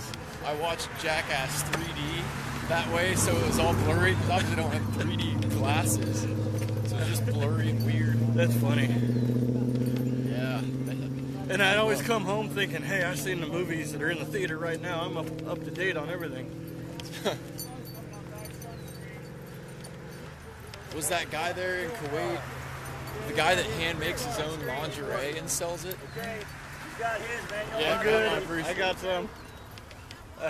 I missed him. I didn't see that guy. Oh man, the guy had that real skeezy look, like the kind of look of somebody who would sit around in their house in Kuwait and make lingerie for American women for their husbands to buy on their way out of Kuwait. Yeah, that's creepy. Yeah. We had some guys that would bring camels in for riding and taking pictures on, you know. Why not? And then Camp 93 in Kuwait, I think I was there for about 4 months. We only had 2 months left. And they changed our, they reorged us a little bit. and they took me off of the 12 on 12 off Century watch, and they put me on the, I don't even remember what they called it, but we sat at the front gate, and we would have to ride with the truck drivers that would come in and bring in concrete or bring in materials. Oh, that is and then ride back out. Yeah, real smelly. A lot of nope. Yeah, real smelly job there. Yeah. And we had to leave our weapon at the checkpoint. We weren't allowed to have the weapon in the vehicle with us. Even more nope. Yeah, exactly. They all have their chai boy with them. But they put like 15 of us on that duty, so there would be enough people for every truck that came in. So most of the day we'd end up just sitting in the back of a covered Humvee, you know, just kind of waiting for our turn. Yeah. And we would, you know, we were always constantly bribing each other. Hey man, I'll take your clothes to laundry next time if you take mine this time, you know, let me skip my turn. Okay, whatever. Or, you know, the MREs would be like, jalapeno cheese for the next person who wants to take my shift. Except it's cold. And we were sitting out there, and you know, there's always trash blowing around out there. There's nobody to pick it up. Nobody cares. And this box is like tumbling outside the gate. And I was like, that looks like a pizza box. And my buddy Hall was like, there's no way that's a pizza box, dude. I was like, I'm telling you, I think I saw Pizza Hut logo on that box. And he's like, there's no way. And I said, man, if that's a Pizza Hut box, there might be a phone number on there. So I ran, it was like from here, probably that sign and way down there, you know. Totally not supposed to be that far away from the front gate. But it's worth it for a pizza box. Yeah, so I ran out there and I got the box and it had a phone number on it. And we started ordering pizza every day and bringing back the slices and selling them for like $5 a slice. And heck yeah. Nobody cared that it was cold or that the cheese didn't taste quite right. Did you get pepperoni? Yeah. Wow. There was a lot of the same toppings, but I think the cheese was goat cheese because it didn't taste quite like regular pizza cheese, but still it was pizza, man, and it was oh yeah, gold. I remember coming through Kuwait and they had the Pizza Hut there. I was so excited. It's like, let me get a pepperoni pizza. Yeah. Like, we don't have pepperoni, man. There's no pork in country. Yeah, I don't know if it was real pepperoni. It might have been slices of goat, lamb. Yeah, who knows? Throw some spices on, and it's about the same. It's approximate enough. We had a guy on our cop who made the foot bread, and it was so good that we didn't even care that he pressed it out with his feet. You'd get like toe hair in it. Kind of gross, but that's funny. He'd wrap goat cheese and garlic and butter in it. It was amazing. You know, as long as you don't eat the very first piece of bread he made that day. Oh yeah. I'm sure the rest of them were relatively clean. That bread dough is cleaning his feet for you. It's not like it's not getting cooked with donkey crap anyway.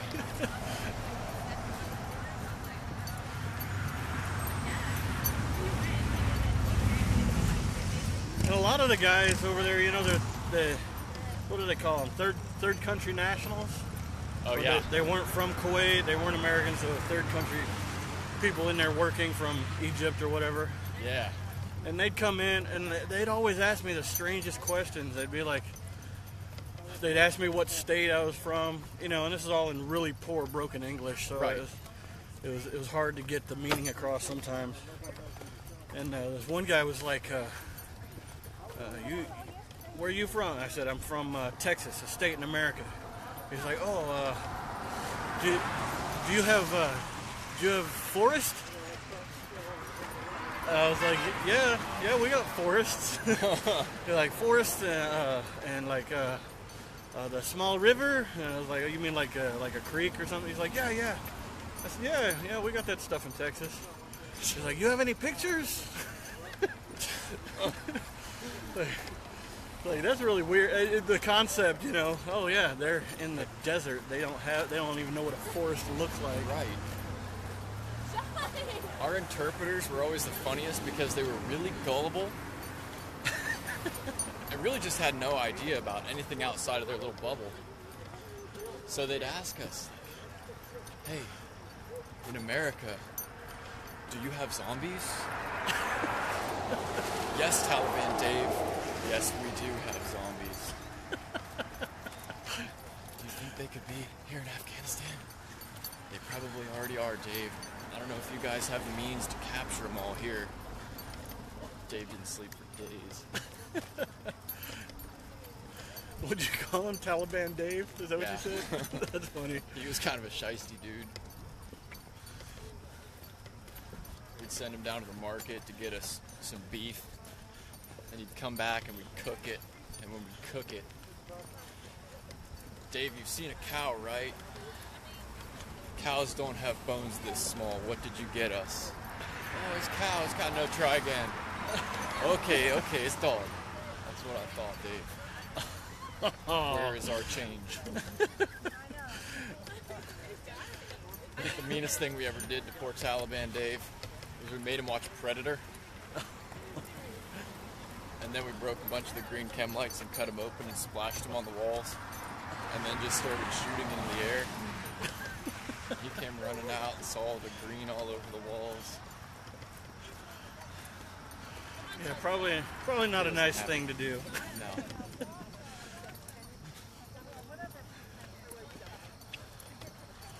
We were in this. We were in Diego Garcia. Have you ever heard of it? It's a little island in the Indian Ocean. Okay. It also happened to be in Transformers 2. It was the Transformers home base. Okay. Which I thought was funny because the base they showed in Transformers is not on the island. The island's very small. Most of the island is about as wide as this 4-lane. And it's a big ring. It's like the top of a volcano that's sticking out of the ocean. Okay. That sounds pretty. And it is. It's very tropical. It's got jalapeno beef jerky. Sure. Yeah. It's a lot like being in Hawaii. It's just tropical trees, and you can look in the water and see the stingrays swimming. It was really cool, But there was a janitor there. All the civilians on the island were from the Philippines. So there was this Filipino janitor that worked in the building where we were building another chiefs and officers lounge because they needed it for morale, I guess. Of course, yeah, their morale. So and it was basically like an internet cafe for them. So we were building a chiefs and officers lounge in Diego Garcia, and this little guy, really fun little guy, real short. He was always asking us questions, and we're always trying to get him to go out drinking with us, and he's like, "Oh no, I'm not allowed. I'm not allowed to drink with soldiers." I was like, "We're not soldiers, man. We're Navy. We're Seabees. Come drink with us." No, I get in trouble. They kicked me off the island. but he was a cool guy. We'd give him a few bucks, $10 or whatever, to run and get us pizza or something for lunch. Hey, that's tasty. It is good. Way better than the maple bacon stuff that I picked up from Walmart. Maple bacon jerky? I think I tried some of that once. Yeah. I wasn't impressed. No. I think one bite is all to make on that one.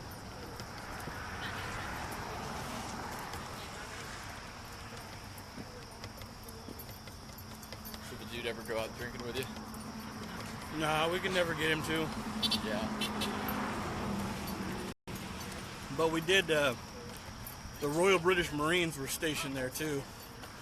And those guys, I thought the Seabees were excellent at partying and out drinking some of the other branches. But man, yeah, the Royal British Marines wake up drinking. Right. MRE is a pint for breakfast. Right, yeah. And they're all real salty bastards. Yeah. They didn't like what we considered, the proper way to act. What is it, military? The term's eluding me. The whole bearing and military bearing. Yeah, This isn't even a concept for them. They just I like their style. They can probably put their hands in their pockets. yeah. All of them had some type of facial hair, as scraggly as it was. And we had to go do some training with them. They were doing anti-pirate training. So That sounds like fun. it was. I thought so too at first. All I picture is shooting machine guns off a boat Well, at canoes. yeah. Their job was actually coming up to the boat. The scenario was that the boat had already been taken over by pirates, and they had to get to the ship, which we used a container ship that was in the bay. And they had to get to the ship, get on the ship, and retake the ship. So It's a lot of ladder. and you hear the term "train like you fight and fight like you train," Yeah. and these guys take it seriously, man. Yeah. They came up to the side, and we had instructors all around us too that were. Something smells good. Yes, that's dinner. That were taking score, I guess, or whatever, evaluating their performance. And they came up to the side of the boat and they threw this big hook ladder over the side. And they said, "You guys are the pirates. They're about to board your boat. What are you going to do about it?" So me and the guy went over there and threw the ladder off, and there was a guy on the ladder, so he went in the water. And apparently we weren't supposed to do that. So, so when they got up on the boat, they were not gentle. Yeah. They're quite upset that they had to spend the rest of the day wet.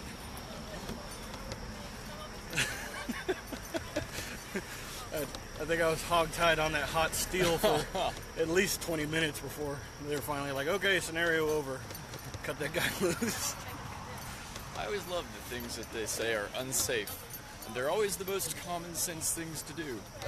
You should not have engaged that target. And I was watching this, these Mogadishu pirates when they were boarding this freighter. And they're spraying them with water cannons, trying to just knock them off the boat. Comes up, the boarding boat comes up alongside them. I think they're both on.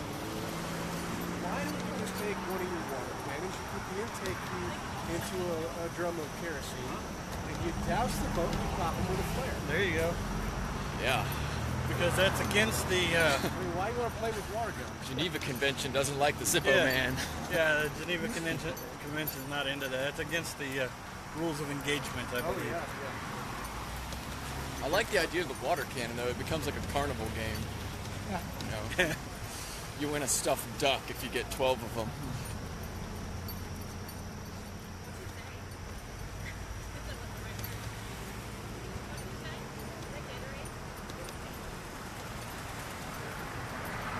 It is Gatorade. Yeah. Nice.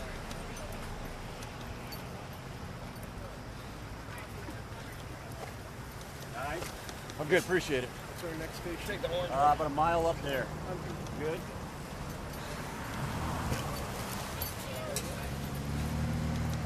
Water is all good and fine. Gatorade has electrolytes. Yes, You ever see? that's what plants crave. Yeah. I assume that is what you were about to reference. Yeah. It's got electrolytes. Plants crazy. That movie's becoming a documentary real It quickly. didn't Yeah. take 500 years. It's been like 10 years, and like 70% of what Idiocracy predicted's already happened. Yeah, Yes. pretty much. Elizondo, Mountain Dew, Camacho. Water. Like out of the toilet? What out, like the toilet? Yeah. Yeah, I didn't want to believe it, but I've walked through some towns that prove it. Yes. Some I believe that. some woodland swamp towns. One of those, why are you reading towns, What you reading for? Looks like we got ourselves a reader. Okay, time to walk faster.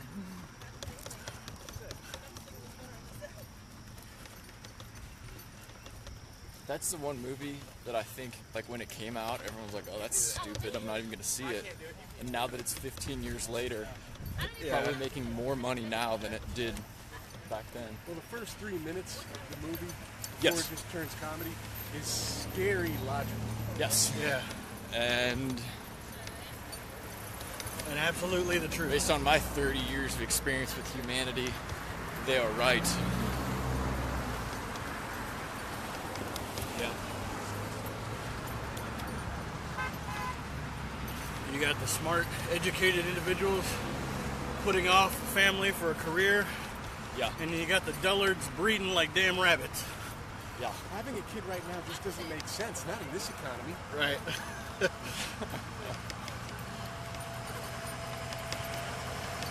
You're pregnant again? You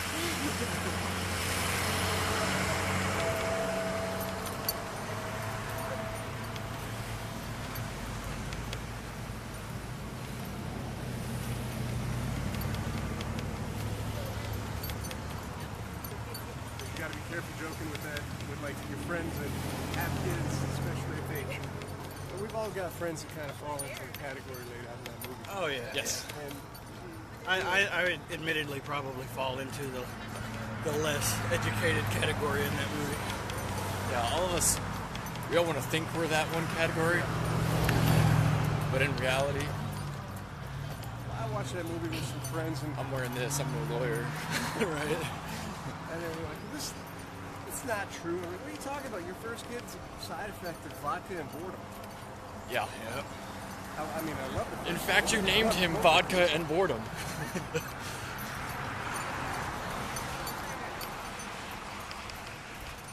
Yeah, that movie is definitely prophetic. Yes. Yeah, I mean, it's when it talks about people, yeah, you can follow it, and it's like, yeah, it makes total sense. But then when you look at an individual person, you're like, you know, I don't want to say something like that. Maybe Yeah. this is just their course, you know. But you still don't talk about the movie too loud in Walmart. Right, right. Yeah, that movie is definitely full of people that you see in that in the people you see at Walmart website. Yes. Or the people of Walmart or whatever it is. Welcome to Costco. I love you. Yeah. Welcome to Costco. I love you. It's going to be me after I retire. Open Walmart. I love you.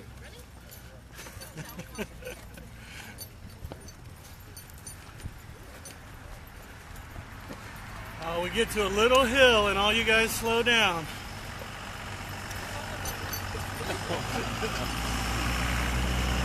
I'm not complaining, it's just an observation. Well, you smelled that road trail a while back? Lunch. It wasn't road trail, there was a guy in the middle up there. But you don't want him overtaxing himself. I don't know about you guys, but I totally thought Taco Bell was a great idea for dinner last night. Right. You ever see Old School with Will Ferrell? Oh, yeah. He's running down the road drinking milk. It's like, milk was such a bad idea. It's another movie I love. Everybody needs a Blue in their lives. You're my boy, Blue.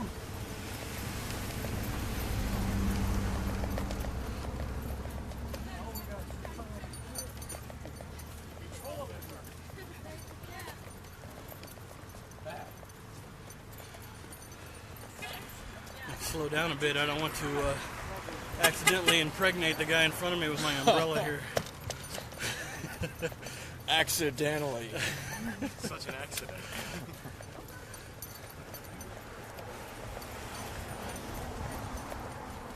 I like your little jousting rig there.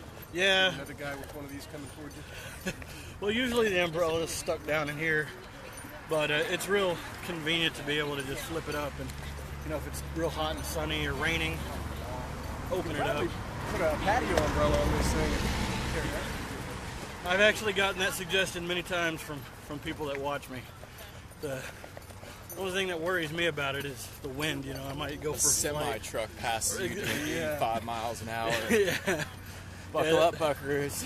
This one's tough enough to keep in one piece. In fact, it's my second umbrella. The first one already got ripped up. You had me at the first honk. Still triggers that like nervous response. Like, is that a friendly honk, Yeah. or did they lose their brakes? We'll roll the dice on this one.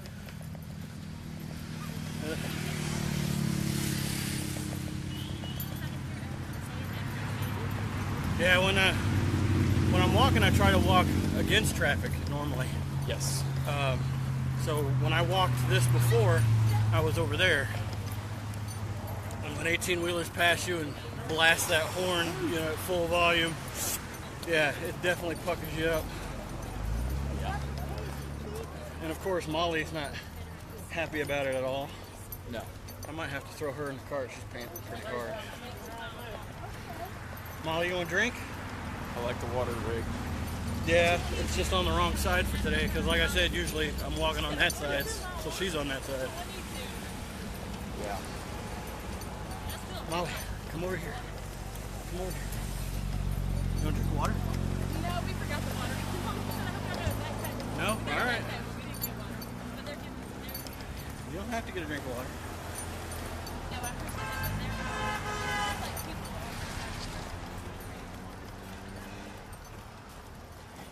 Over here and buy her a drink.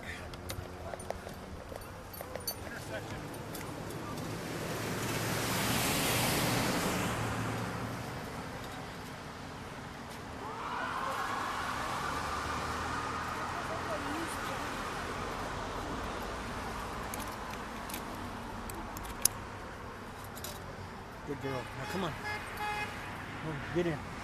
Come on, get in. Good girl.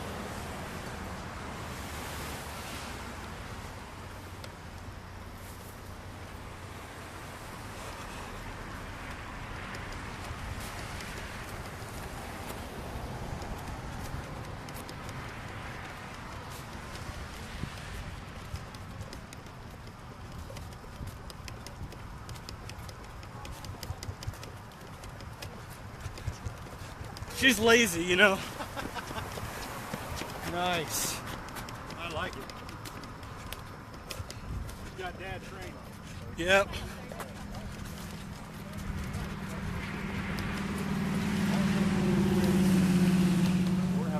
And we're back. Oh yeah, we need all sorts. She's lazy. All sorts of kinds of people. We have people from all over the world who come. Man, now I'm jealous. Yeah, me too. Can I just hop on and ride it down the hill? It'll probably hold you. When I first started training, I had a double, one of those three-wheeled strollers. This is a bike trailer.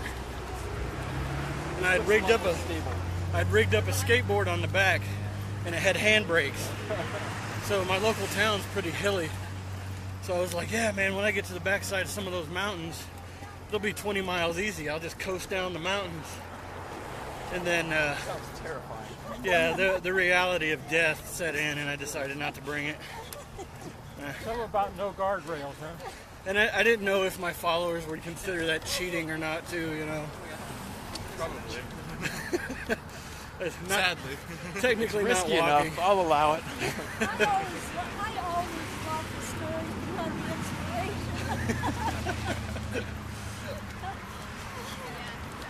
Well, my mom really pushed me. I wasn't going to train at all.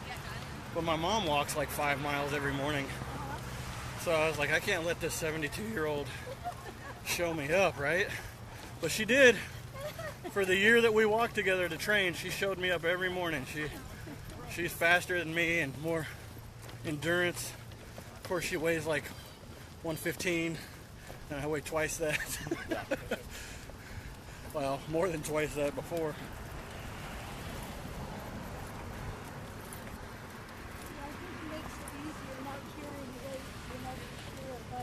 Oh yeah. Yeah, yeah.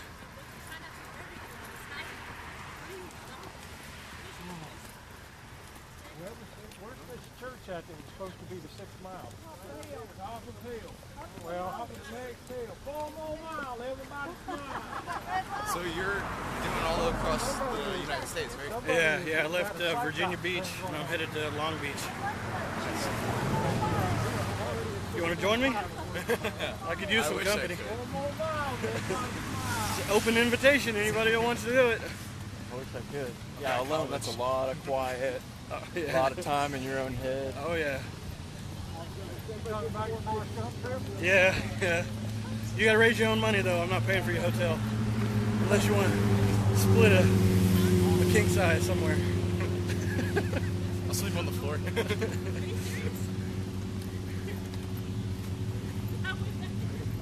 My 22 flag keeps getting stuck to my little sticky thing. A breeze would be nice too.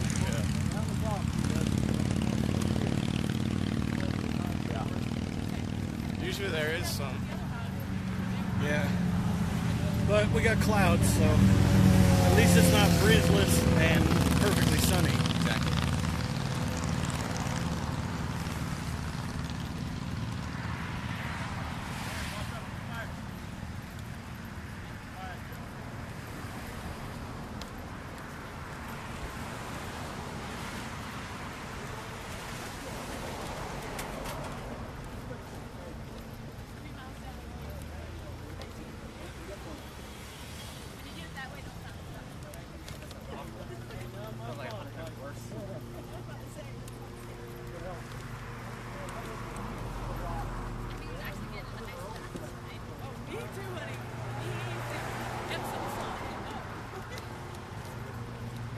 Yeah, my favorite answer, people ask me, you're going walking across America? Yeah. How are you doing that? My favorite answer is one step at a time. Place one foot in front of the other. Yep, that's how you do it. Walk, eat, sleep, use the bathroom, repeat. I don't have it with me, but normally I carry a 5-gallon bucket with a pool noodle, and it's my emergency toilet. Yeah. It's in the car that drove me here. Good, are we good? I'm good, thanks. Okay, we'll make sure. Thank you. Good.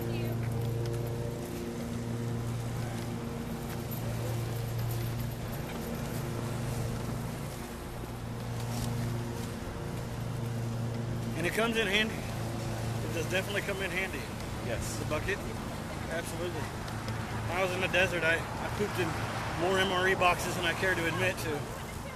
That's a skill that I love having from overseas. I could drop a turd through a $50 size hole in anything.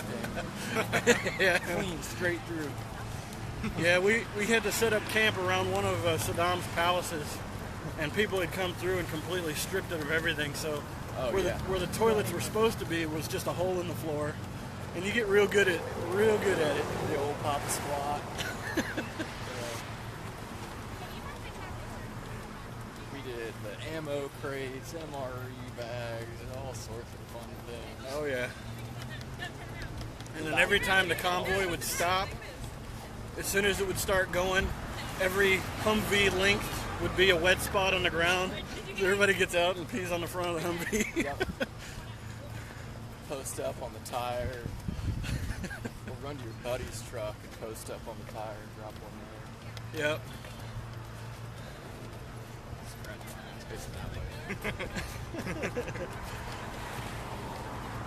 Like I said, I got baby powder if anybody needs it. I'll wait until the next stop and fasten it myself. Find a nice profit spot. I've used creams before, Vaseline, stuff like that, but it's just so violating the feel of it. It's just like so slimy and gross.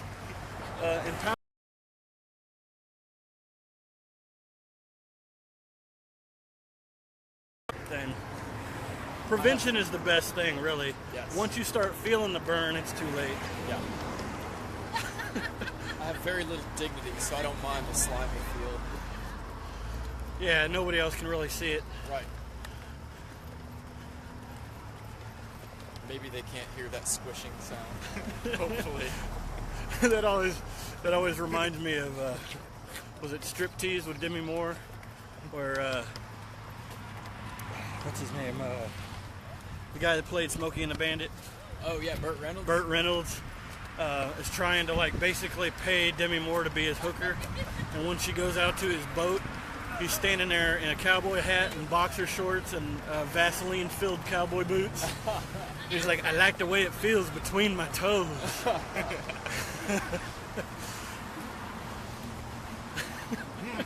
Yeah.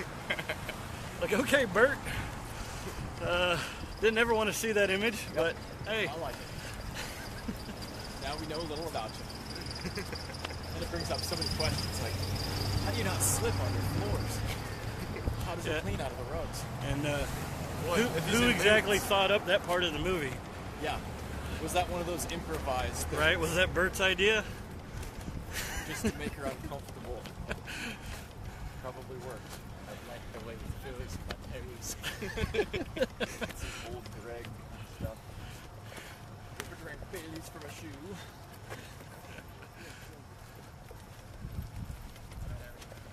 Yeah, I chose the new shoes. I've had them for a while, but I haven't worn them yet. Kind of like a spare tire. Yeah. Keep it just in case. Yeah. I'm thinking I might have should have stuck with my older shoes. Are they breaking in okay, or? Yeah, I mean they feel all right. It's just I got a couple hot spots. Yeah. But I've got duct tape somewhere too, so if it's too bad, I'll just duct tape my feet. Good. I didn't realize that was a thing until I was in the military. Oh yeah. And they're like, you brought your duct tape, right? I'm like, why would I need duct tape? For your feet. You guys kidding? No. No. Totally not. Air exhaust samples. What do you mean you didn't shave your butt crack? We're doing a 25-miler today, bro. Where are your nipple band-aids? Yep. Bad comedy routine. Wait, you guys are serious? Yeah. Completely. Yeah, a little bit of research goes a long way. Yeah.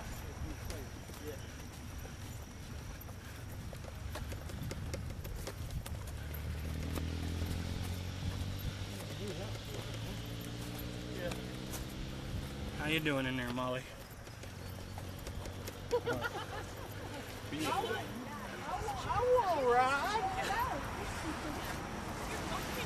He's like, I'm never getting out of here.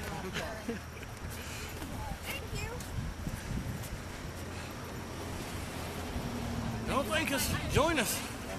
Yeah.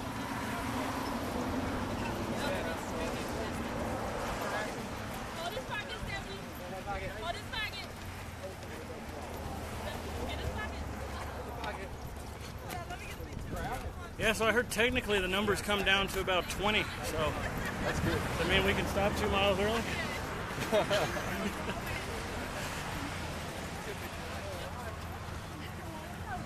I like that you chose tennis shoes instead of... Last year I did it in boots. Instead of combat boots. And I was on crutches the next day. At one point we made a sudden stop and I could feel the skin separate. Oh. Like, ah.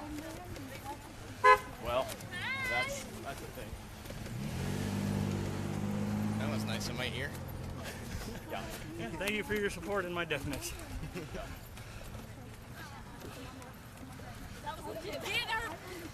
Get the bucket. Pull it out. Pull it out. Step. You are terrible. Hold the pockets. You don't walk It'll be like a, it's like a... And I don't see the weight loss when I look in the mirror, I got the pocket. We're good. but I am on my 3rd new hole on my belt.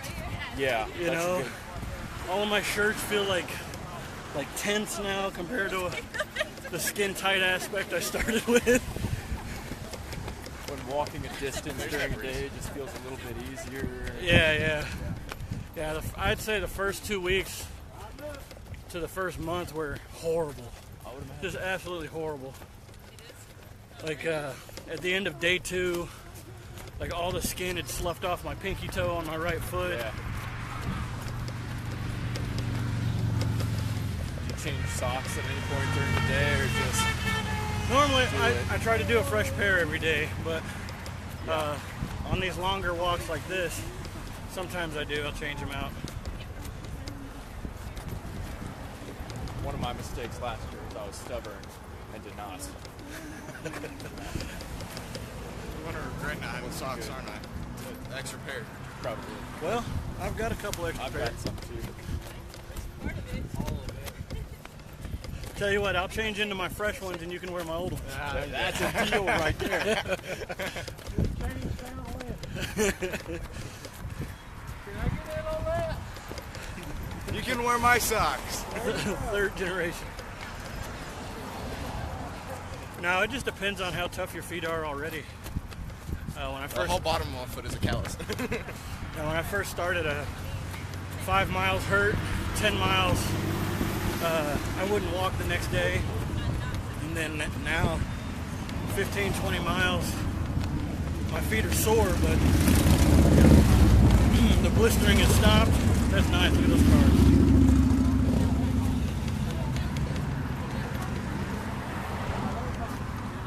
I sweat less now than I did when I started.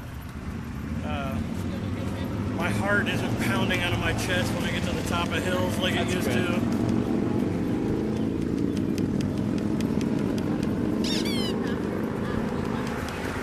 That's my phone. Oh, is that? You know, I thought somebody up there had a squeak. The squeak I thought away. your dog had a squeak. All right, that's one thing to bring with you.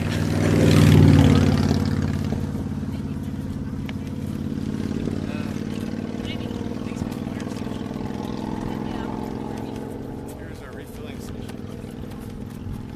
By emptying myself. Refill and empty yourself. Drink all your water and then release all of your water. And then fill it back up.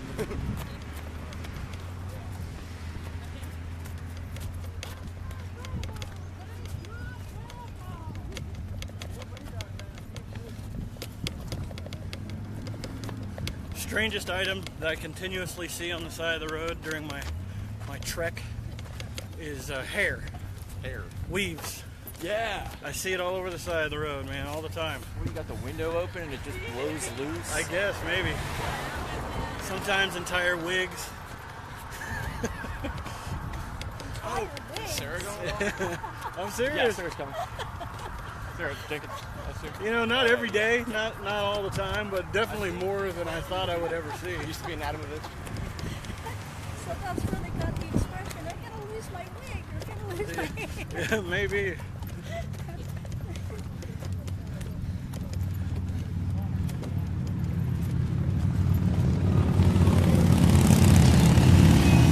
Okay, we're pulling into our first pit stop.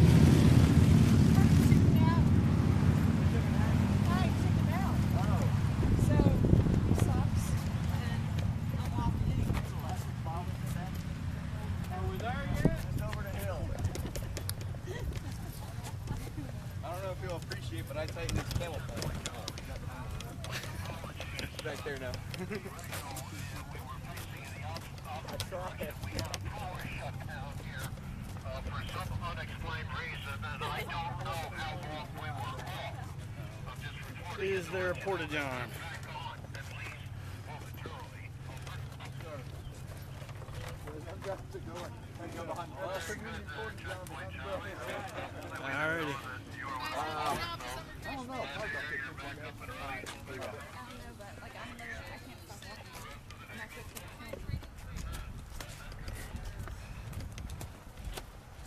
Oh, am I gonna fit? Am I gonna fit? Yeah, I fit.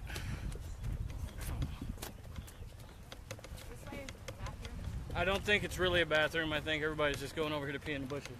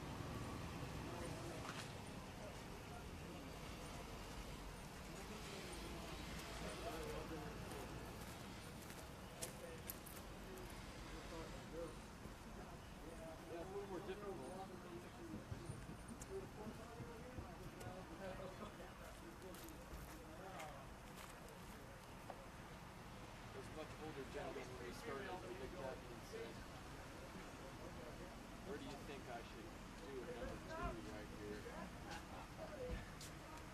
you wore diapers, bro. Got that news for you. Alright, it's time to pass it. Yep. Definitely powder time. Yes.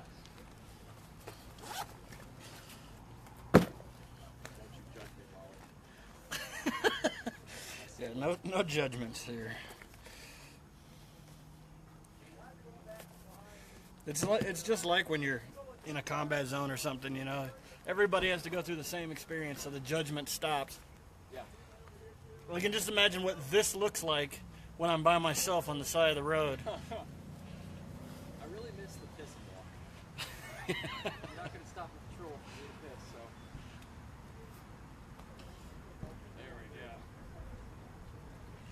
I was totally willing to share the powder if you didn't want to go for the greasy, but hey, some people enjoy that, I guess. The lighter the layer, the less weird. And like I said, prevention is key. I also have some of those elderly people bath wipes. Yeah. I figured I'd save for later. I've got some bath wipes too, but I'm not sure that they help with friction. Yeah, no, I definitely don't use them in the bore bath zone, the phase. Hi everybody, we're at our first pit stop. Lots of comments. I'm not going to read them all right now. I see a comment in there that says butt darts. That's crazy. I don't know. Okay. But anyway, we're at a pit stop, water, bathroom break. There's no bathrooms for the females. That sucks. Definitely taking the undershirt off. Yeah, two shirts. This is not a good two-shirt day. No. No.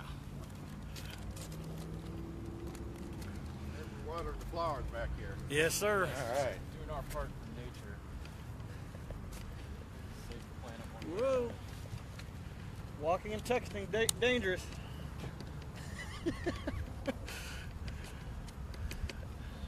Oh, that feels much better. Greasy but good. Better but wrong. Yeah.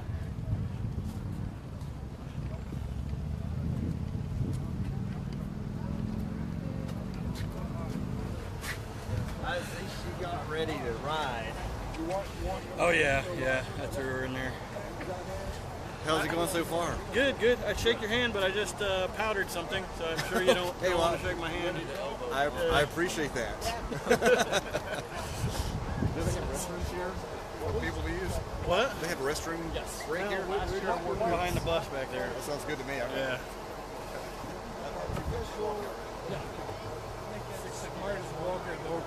Yeah. Yeah. I looked down at her and she was panting pretty good, so I said, all right, you can get in there. Good looking dog. Thanks.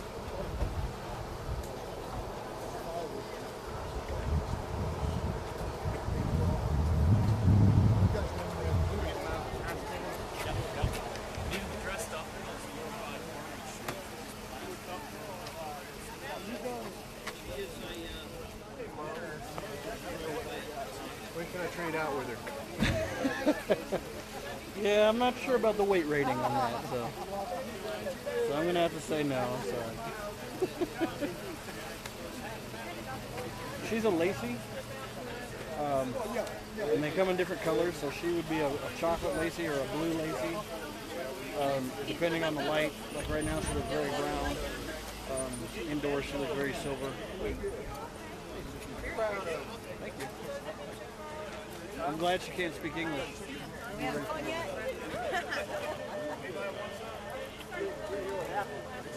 I can see why the dog's nails are long, because he rides all the time. No. I just got this cart the other day. This is actually her first long day of riding. The next thing you do is make a shade. Little shade, yeah. Well, let's see, the sun's behind us, so when we're walking, There you go. and it's like that most of the day, you know, because I'm walking west mostly, so until about noon when the sun's right over us. I have solar auxiliary power for my radio. I just moved the panels yesterday. And the early, June 21st. 7 o'clock. So Oh, we're, yeah. we're near as high as it's going to get.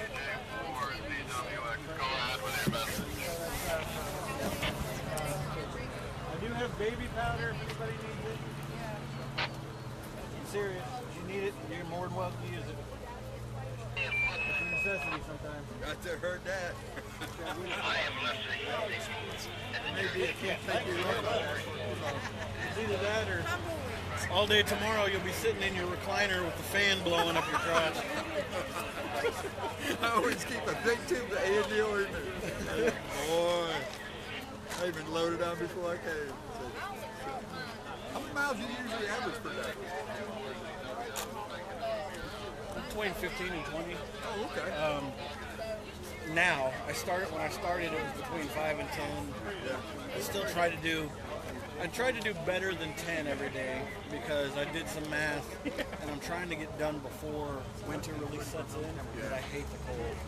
And then I'll be in Death Valley in the winter and the night is going to be like freezing, freaking cold.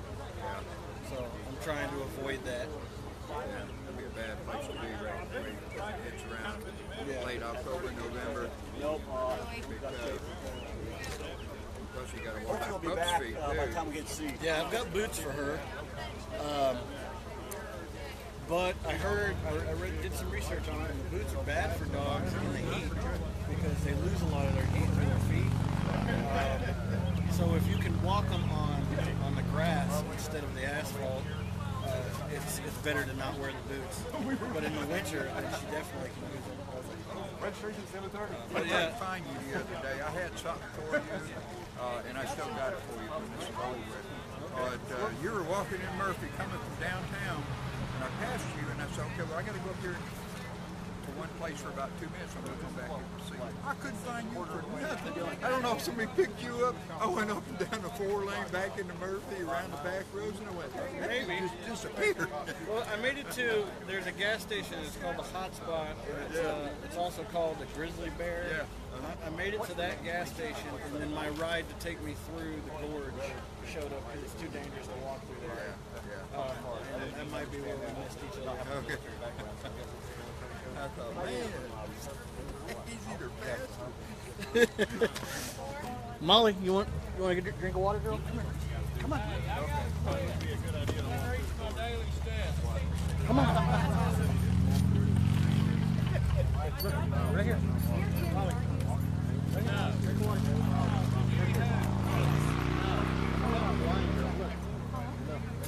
There you go. Not thirsty? Oh, okay. All right, well, get back in the cart. Come on. Good girl. Nancy said you were doing this. I said I'd find it. There you go. He's my point of contact.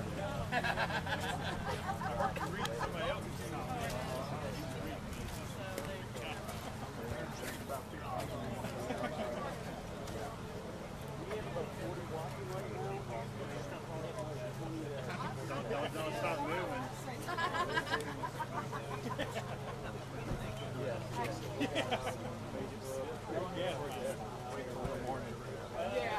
Get out of bed.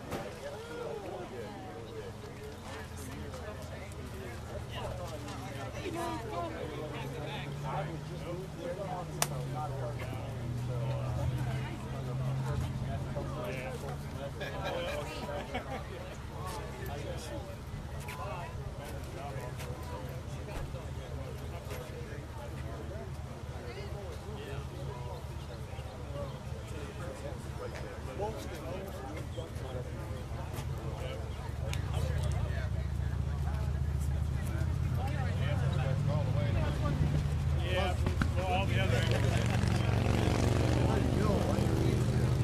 Slide out. Have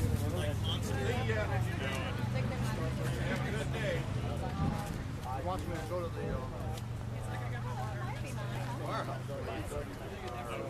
And he's glad you did. Wait for him to get there. I was hoping for a ride along. We're going to come out. Let's meet you in downtown. The firehouse ready. On Facebook Live from there. A bunch of pictures. Bring one of all the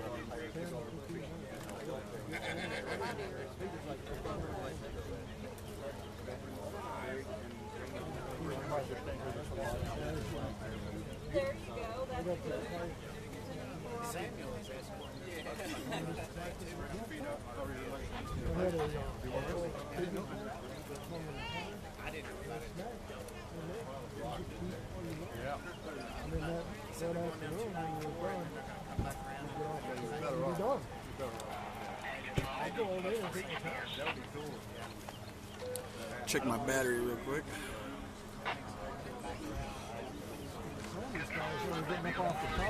43. The sun's coming out, so that should help. Battery's getting low. Have you seen, the drone was filming? What's that? The guy that brought you over has got that drone. And he's filming this whole thing. Yeah, I heard about that. Well, I was standing with him over there and I said, dude, the drone's gone. No, it's okay. He said, it'll go up 4 miles and I can recall it. I said, I know where it is. He says, limited to 400 feet. Dot it. Yeah, he owns the WRKR So, radio station, the local Murphy radio station. 10 minutes, everybody, 10 minutes. We're going to WKRK, something like that.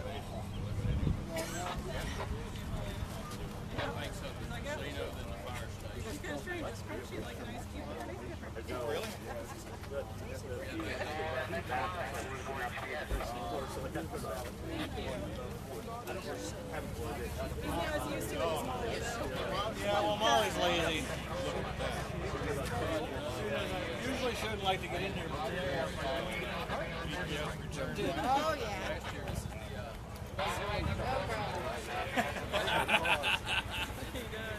So you're doing this for Coast to Coast, is that right?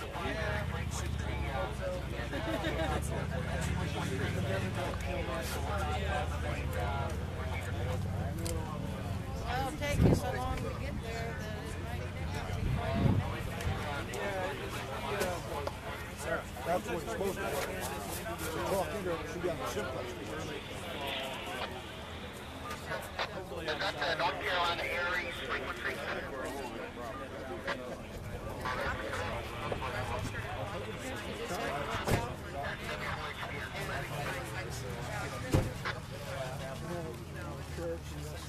I don't know what I would do.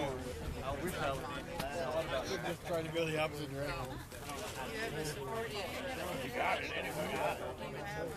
Not very. One of my bags, I have one of those plug-in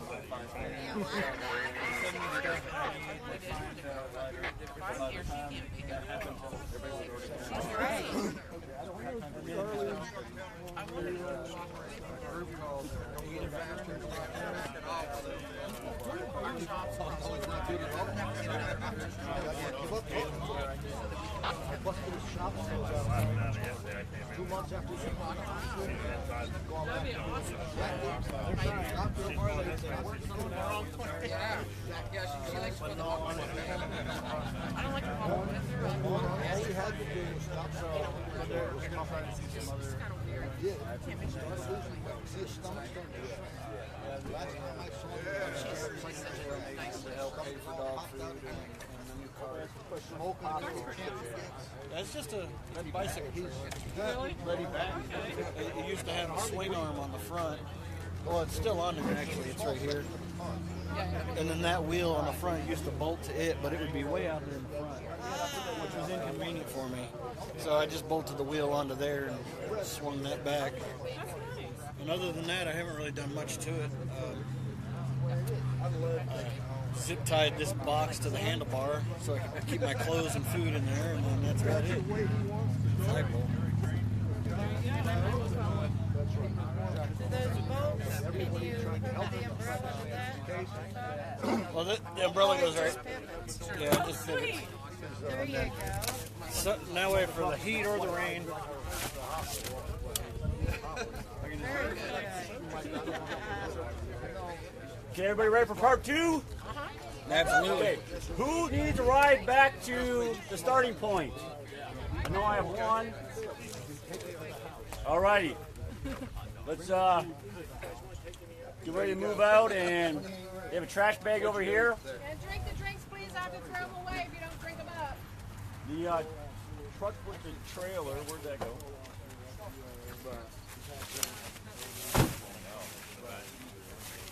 They might have gone down to the tables for it.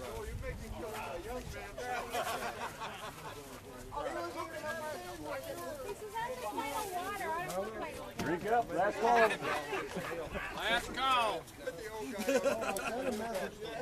You don't have to go home, but you can stay here. You know how to do it?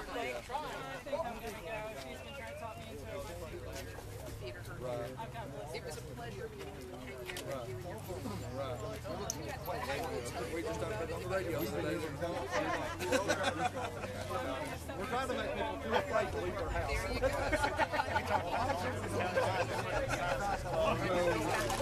Okay, we're at point.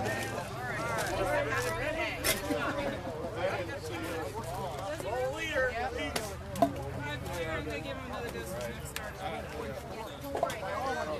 Thank you. Does not need dinner here. Thank you.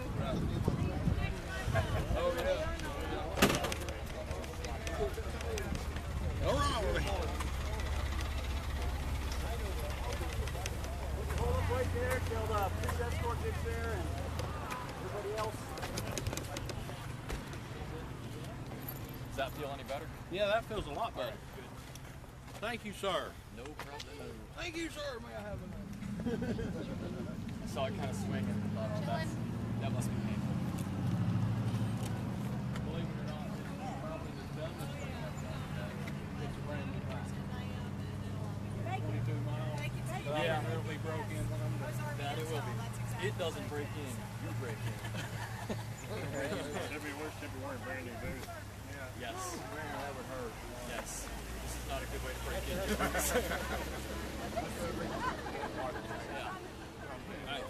When did they stop? No, one more at least. Looks like. Yes. I decided I wouldn't wear my heels today. I got my packs for later, baby. Then we'll get weird. I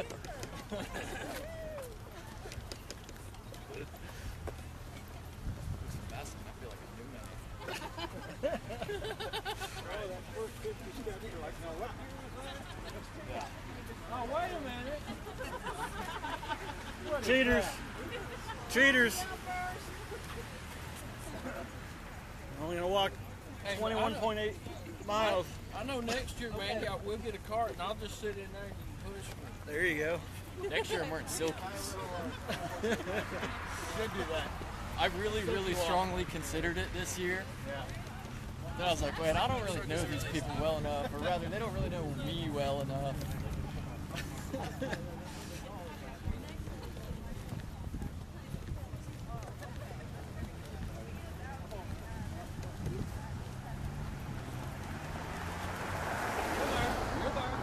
Well, I feel like I don't have to walk as fast when I'm up here. It's true. See, this guy looks Slinky like he's doesn't walking happen when really you're slow. Yeah. Yeah, that's always the worst.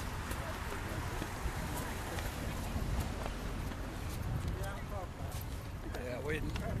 Like for PT running in formation. Oh, hated that. Those dreaded, like, brigade level runs. Some of it's at a 15-minute mile pace, and some of it is a 4. Yeah.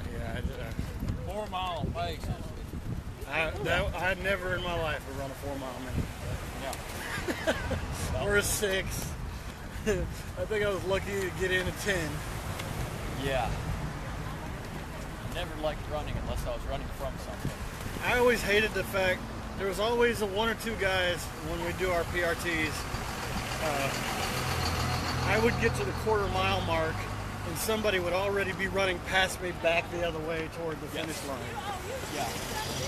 And I just don't really see how that's even a possibility. I went to a school and we ran our PT test on a gravel track, which is pretty awful to begin with because it's gravel and you get done. The first guy came in 9 minutes and 20 seconds. What in the world, man? Yeah, just stop. You're making everything dusty for the rest of us.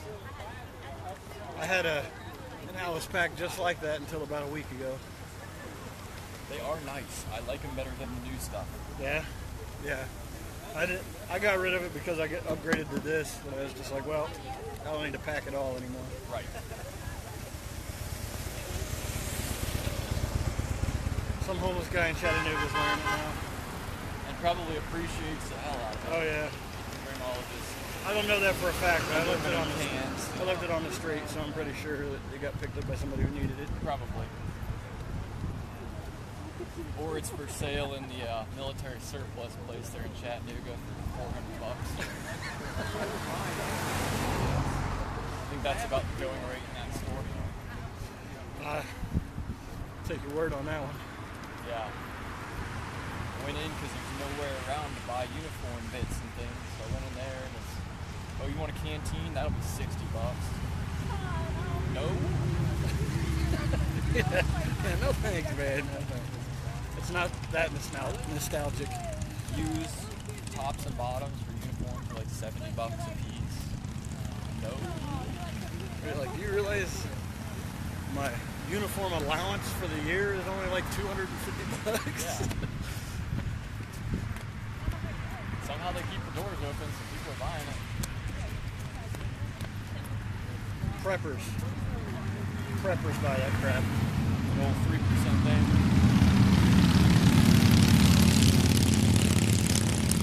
Yeah, people that have absolutely no military background whatsoever, but think that they're going to run the new militias when the government falls. Because they've got some cry precision. Well, I spent $300 on pants. Guess I won't die. Oh, okay. Yeah. Yeah. Always interesting. And Bunch. I know some preppers, back home, and they all think that they're super hardcore, but to watch them shoot, they'll stand there and stare at the target and breathe and exhale and pull on the exhale, and all that crap. It's like, man, listen, you're not going to get that chance. Yeah. You're going to be, if there's civil war or any kind of war, you are literally going to be like, you need to like run a 500-meter dash, then pick up the weapon and try to shoot the target if you're going to truly train. Yes. Not sit there with your Gucci armor and your sling wrapped around your arm so tight you can't move it. It's like this, I'm pretty sure every single gunfight I've ever been in happened something like this. Yeah. I'm Punch down behind as something. As me behind cover, and put as many bullets that way as I can. Exactly. Lay the gun over the Humvee. Yeah. Pop up every once in a while to make sure you're firing in the right direction. Yeah. Or we do the cartoonish. A couple guys pop some rounds to get their heads down, and then 3 guys with grenade launchers come up over the top and get that dead space. Yeah. Mark 19s come out and clear a path for you. Whatever guy invented that, I like it. I would drink a beer with that guy. Yeah, no shit. It's like he got real high one night, but a belt-fed grenade launcher. Yeah, how can we just keep all of our guys safe? Yeah.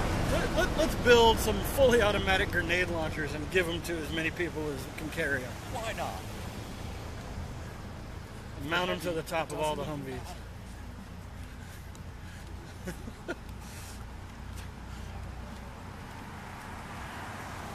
Yeah, the 50 cal and the Mark 19. Oh, love it. They're 2 of my favorites. Absolutely love it. It's just when the 50 cal goes off, it catches everybody's attention. Yes. Doom, doom, doom, doom, doom, doom. And you can feel it hit your face. Yeah. Like, yeah. yes. You can hear that. Yeah, exactly. You can be as far away as that lead vehicle up there, and when it goes off, you can feel the compression of each shot. Yes.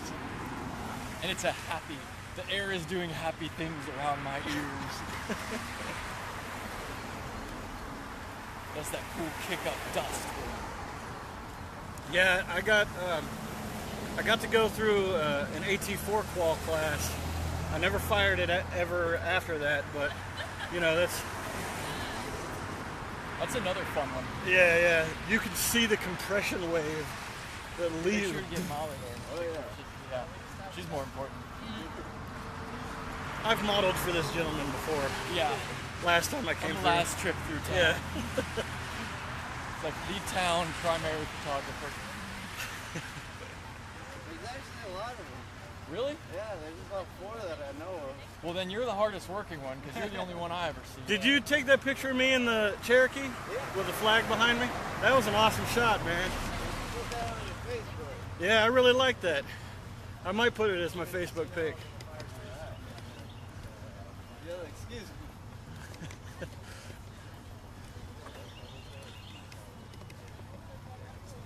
That's something else I've thought about. Maybe getting some hiking sandals for the walk. Yeah, these Chacos, they're the only way to go. Only way to go. I have a pair, but I cannot deal with them. One of the straps goes over the big toe, and only the big toe. And it drives me crazy. Yeah, I wouldn't be able to deal with that. I don't even like flip-flops because of the one that goes between the toes. Yeah. That and they're expensive. The wife insisted that I had to have some because they're the bee's knees. So I spent $100 on some stupid sandals. I really wish I had that $100 back. Yeah, I got into the fad with the shoes with the toes. Yeah. And I bought a pair of, like, mind you, I bought them at Goodwill, you know. Oh, that's the best place to buy shoes. Yeah, and I put them on, I took them off, and I redonated them to Goodwill. Yeah. It's like, Too weird. Too weird. And then there's people that swear by toe socks to keep blisters down between the toes. Too weird. Weird. I've never gotten blisters between my toes. It sounds like a them problem. Well, I do it. I get blisters on the inside of my pinkies because my boots were too tight. Oh yeah. In boot camp, so my pinky toe goes under my other toe like that while I'm walking. Yeah. But that's the only spot I get toe blisters.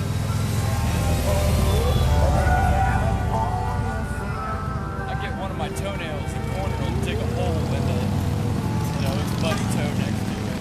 Oh yeah. So after a long run or a walk, I'll take my boots off, they'll be full of blood.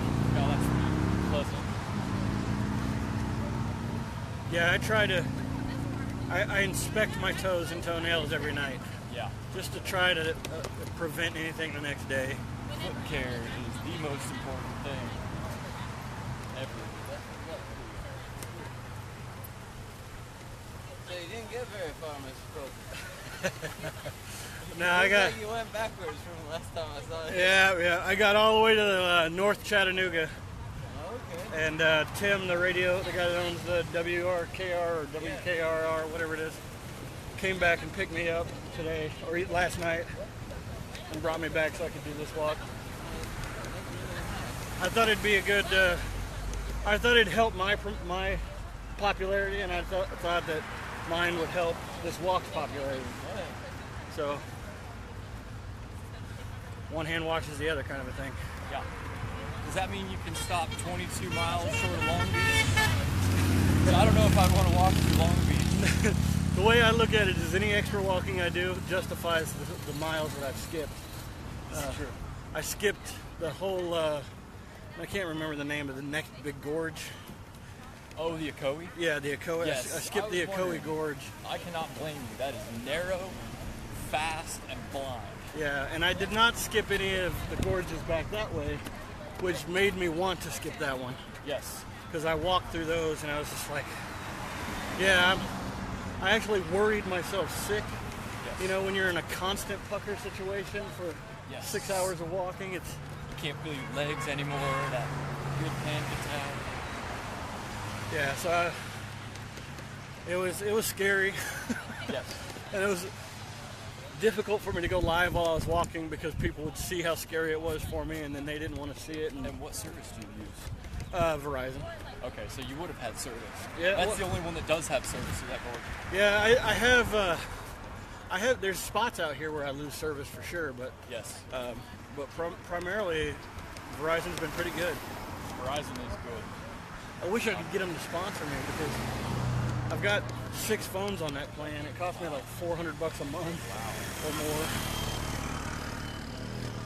Yeah. That dude's hardcore. Biker vest, biker helmet, biker jeans, black boots, moped. Scooter. Scooter. That dude's either got the biggest balls Right. in history, or he just doesn't know any better. And there's no in between there. Yeah, yeah. It's one or the other. I didn't know scooter clubs had black leather vests. Well, that's a different kind of scooter club.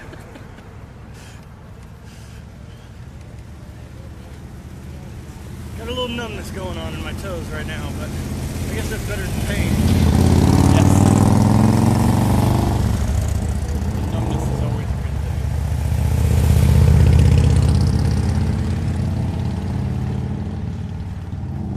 Looks like we might have dwindled a little bit at that first stop. Yeah. It's kind of tough to tell with everyone wearing a yellow shirt. Who comes and who goes. 3, 4, 5, 6, 7. About 15 in front of us. About 10 behind us.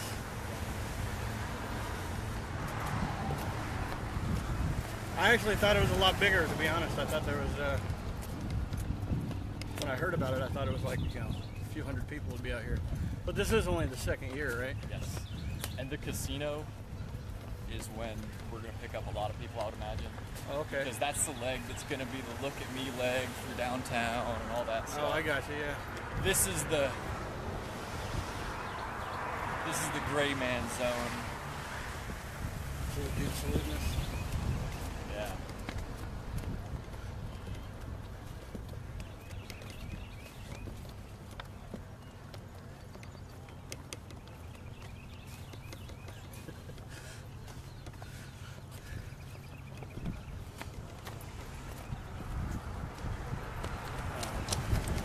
My grandfather got cancer and died a few years back when I was still in the military. And they wouldn't let me go to see him before he died, they were being real douchebags. Right. It was too close to deployment, Yeah. And then Once Region will come back. yeah, and then once he passed, Red Cross sent the message, and they didn't have a choice; they had to send me. Yeah. But they gave me 3 days. The first day was airplane trip and settling in. Second day was the funeral. Third day was airplane trip back. So I didn't even have a chance to take any civilian clothes or anything because they didn't notify me until like 2 hours before my flight. Oh, surprise. Yeah. I don't know what that was all about. Maybe it was hoping that I wouldn't make the flight and wouldn't go. But so I was at the funeral in my desert camis. That's all I had, Yeah. And some of my family. Let's see, was I in my? I think I was. Yeah, I think I wore them. But I was only there for a day or two, and after it was kind of awkward. We hung out at the funeral home. Had the funeral there for the most part, and I'm not one to. I would rather personally be cremated or just buried. And Yes. I don't want the open casket ceremony and all that stuff. Yeah. And it was odd because, people were having conversations. Some people were like cutting up and trying to laugh and stuff. And, my grandfather's like right over there in his casket. It was a really weird situation. And then the whole funeral procession moved to the cemetery. And they had chairs set up outside of his. They buried him in a wall. Okay. Yeah. They had chairs set up there, like they were going to do another ceremony of some type. Yeah, something where you could get up and talk about him or whatever you wanted to do. And everybody was sitting there. And finally, this guy came out and he was like, "Everything's done, folks. You can, you're welcome to stay and mourn as long as you want, but There's nothing else going on. You're welcome to leave anytime you want. Kind of awkward ending. Yeah, it was a very awkward ending. And I hung out there until everybody else was gone, and I went over to him and... Oh yeah, that's gonna stink. Oh my gosh. Get well soon, buddy. That's a big hurt. And I went over to him and I saluted him in the wall, you know. Yeah. And I had a lot of pride. My grandfather was an Army Corps engineer. Uh-huh. I had a lot of pride at that point. I think at that point was probably my most pride and patriotic part of being in the military. Yeah. Except for the fact that they just dicked me over and didn't let me see him on his deathbed. Right. I had a real similar one. My grandfather was also a Corps engineer in World War II. I was in Afghanistan when they got the Red Cross message, and I was out in sector. So by the time the message went through however many hands to get to me, they didn't tell me which grandfather it was. Yeah, they're like, oh, all we know is your grandfather's dead. It's like, all right, cool, which one? Is it the one I hated or the one I loved? We honestly don't know, man. All right, well. And they said, we'll fly a Blackhawk out here to pick you up. No, the fuck you won't. You mean those things that fall out of the sky all the time? Yeah. The things, the only thing they report about the war on the news are the things that fall out of the sky? Yeah. Yeah, I'm good. I'll take my chances here on the ground. You got a Chinook maybe? I'll get one of those. Yeah. Me going back to base to make a phone call home is going to make anybody less dead. Yeah, I'll write one of those endearing letters you hear about. How about that? Yeah.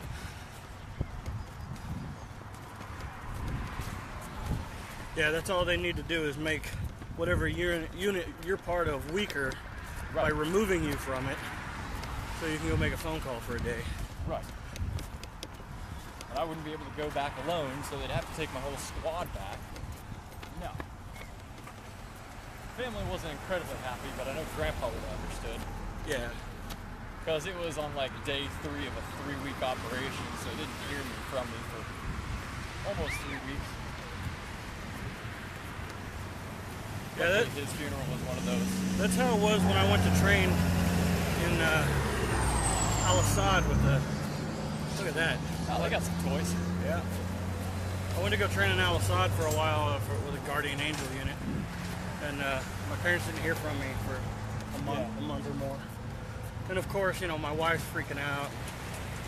Worst case scenario. Yeah. Have you seen them on the news or anything? Have they contacted you?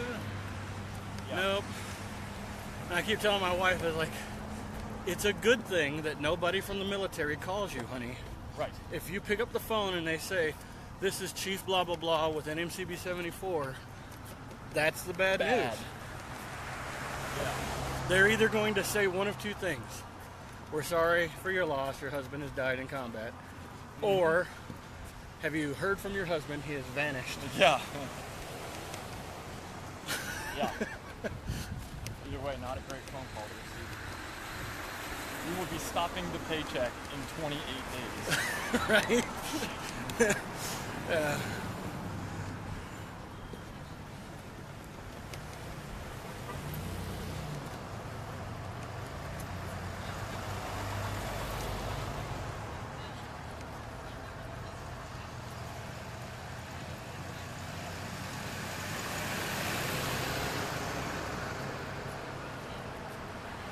Got a goat and a dog carrier on the back of there. Yeah.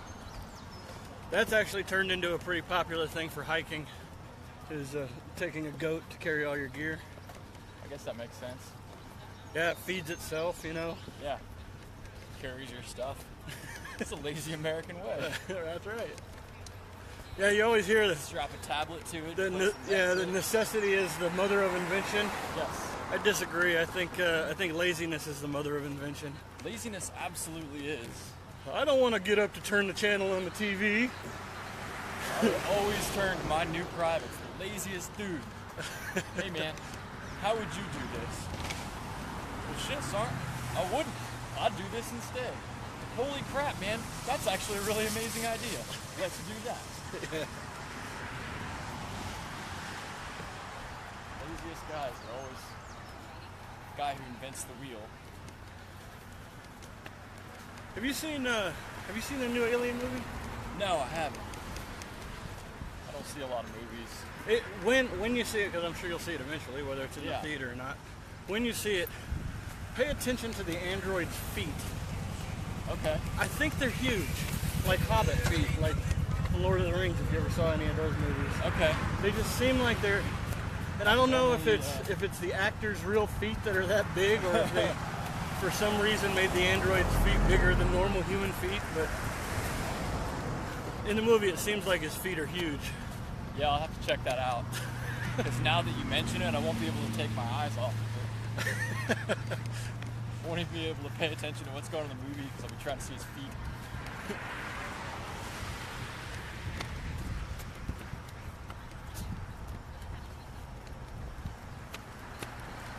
What was a recent Alien movie that came out, like Prometheus or something? Yeah, Prometheus. I really like that one a lot. This is a sequel to Prometheus. Yeah.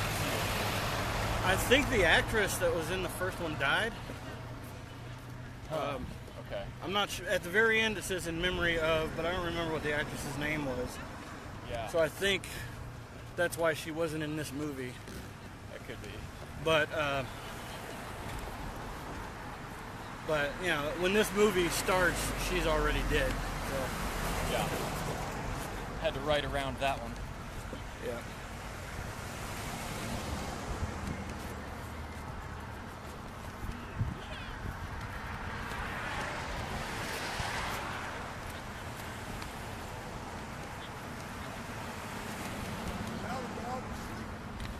Yeah, she's lazy.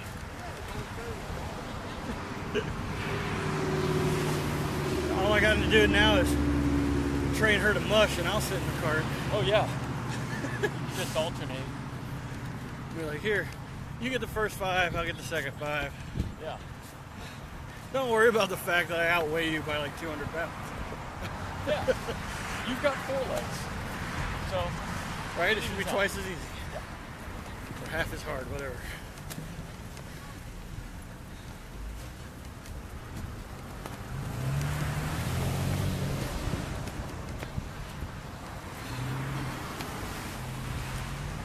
Down to 9 followers. It fluctuates. I tried to do this. Is that how many people are watching actively right now? Yeah. That's a lot. It is. I average between 15 and 30. It will fluctuate, you know, while I'm walking. Yeah. But yeah, 9 people giving a shit about a fat guy walking down the road is kind of impressive. It is.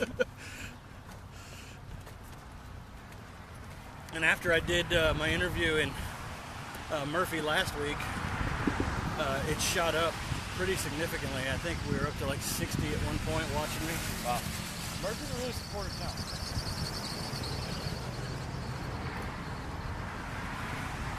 And it is the middle of the day on a Saturday. I'm sure people have better things to do than watch me.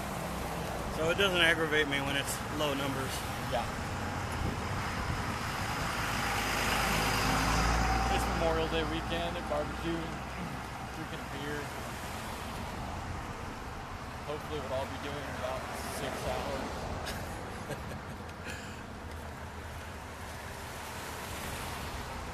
Does it have distance traveled on that? Yeah.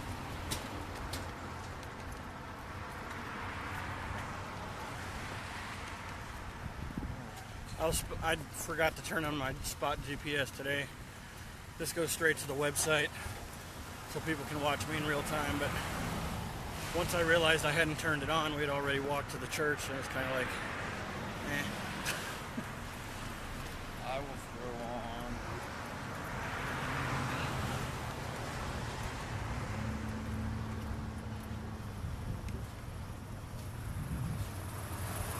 Triple down. We've gone 7.9 miles. Not bad. Done.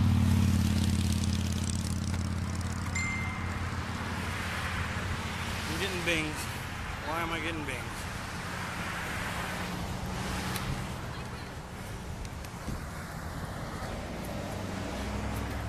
Thumbs up.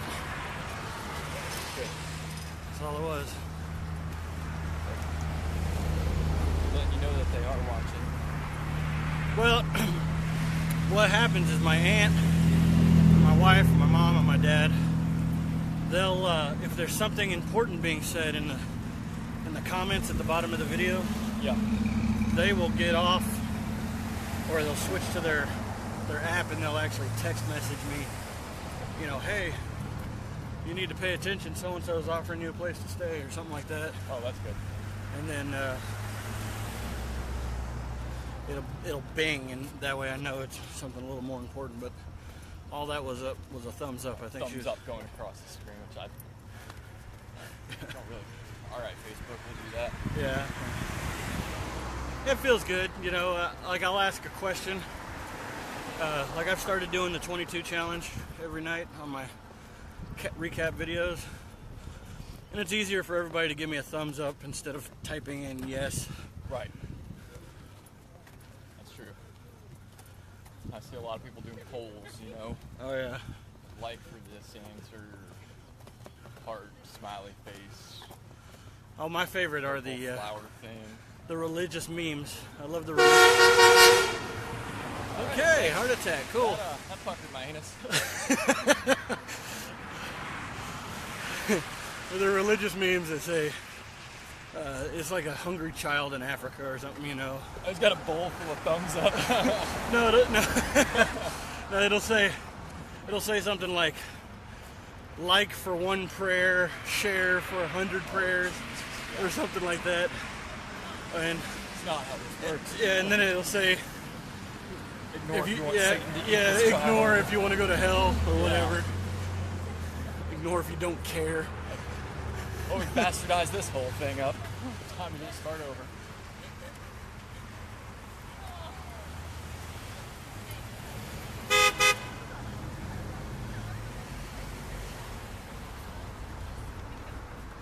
Just waiting for that convenient down tailgate.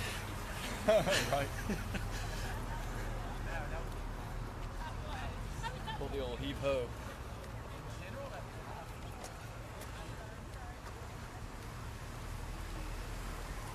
Yeah, you hear that, Molly. I know you do. You should look in a shelter or something down the hill. Yeah.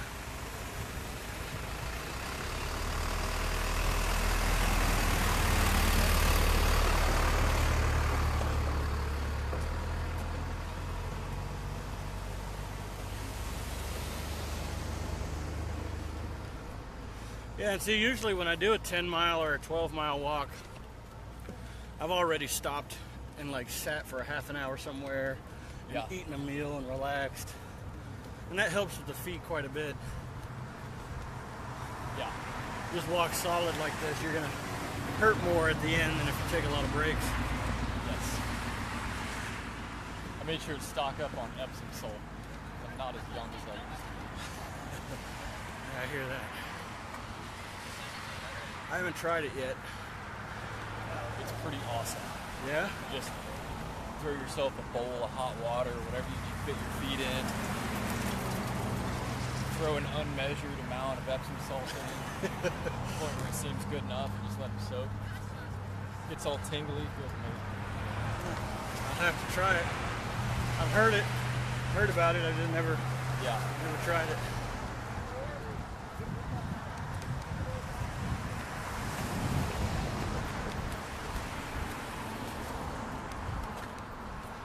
Hey, Molly wants to keep going, but I'm done. You want to push her for a while?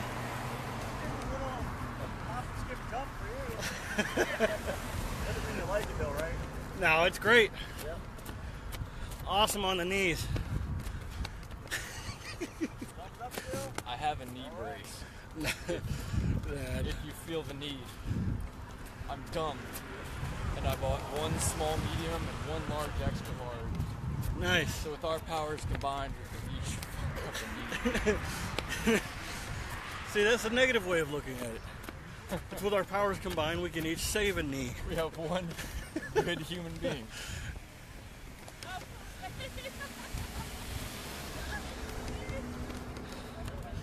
See, Molly can pretty much push herself. It's good that they're nice caster wheels on it. Yeah, but the crappy shopping cart. Yeah, that front wheel is made out of like the soft foam on your shoe. So the tread is wearing quickly. Yeah. So I'm definitely going to have to order a couple replacements before I'm done, or get a hard rubber one or something from Tractor Supply. Yeah.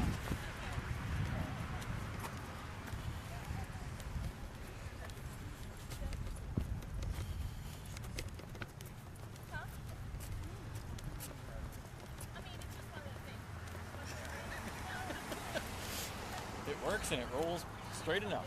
Straight enough, yep.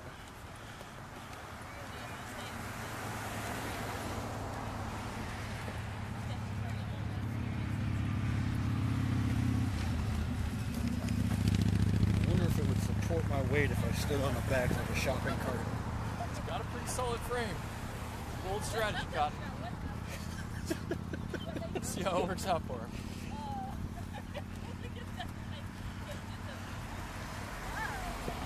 Yeah, maybe not in traffic. Maybe I'll test it out in the next hotel parking lot I get to. That'd be a great headline in Murphy. Joe gets smoked by 1999 Mitsubishi Eclipse trying to shopping cart down a long hill.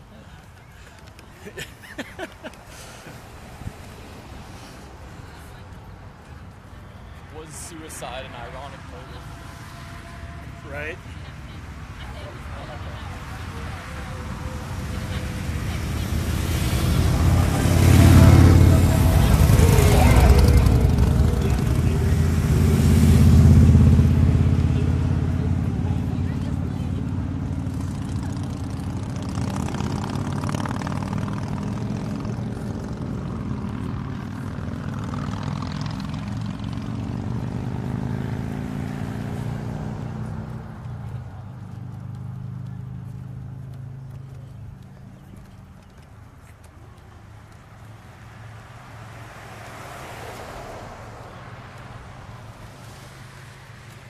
Well, here's a couple people who are having way more fun than us today.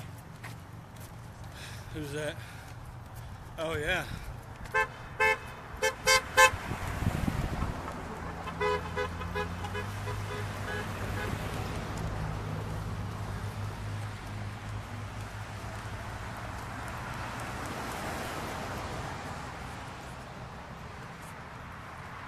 I don't know if I'm slowing down or if they're speeding up. I think it's kind of a combination of both. A little over 3 miles an hour.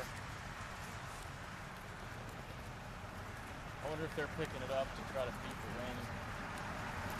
I don't know.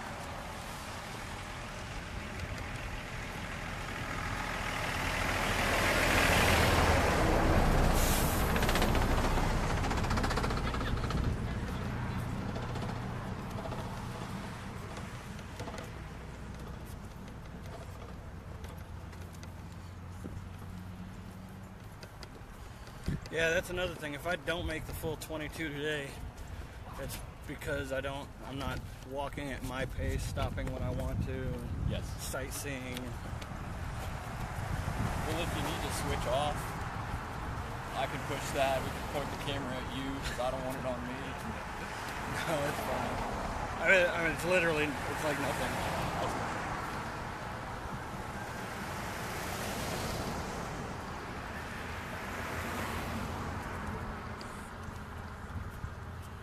Well, if you at least make it through the downtown, I want to say it's 12 miles to the casino, and we're at 8.5 now, and then it's only about another 5 or 6 through town.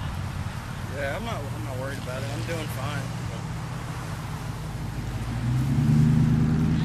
Feet ache a little bit, but they ache a little bit always. Every day, yeah.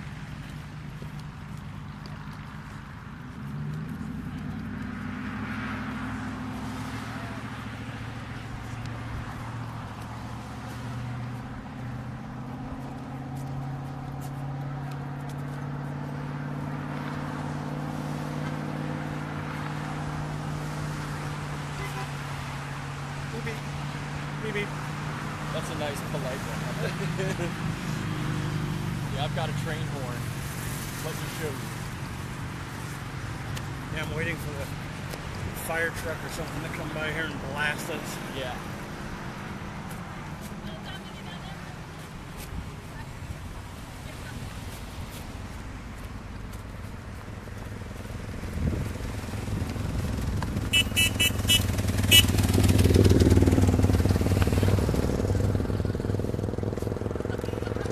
like children.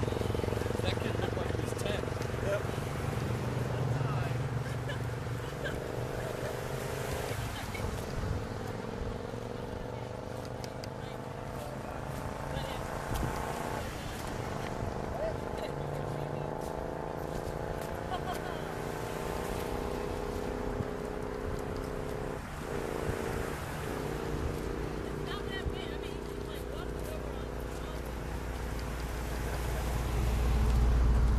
Nice.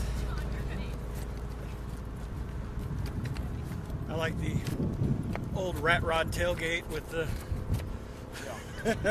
with all the other smooth lines.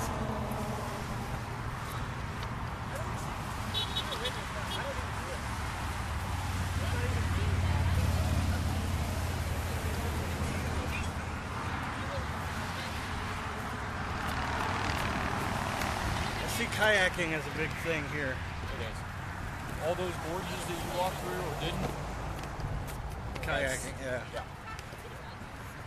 Nice, T-bird.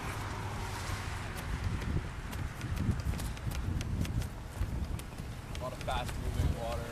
Big mountains up here.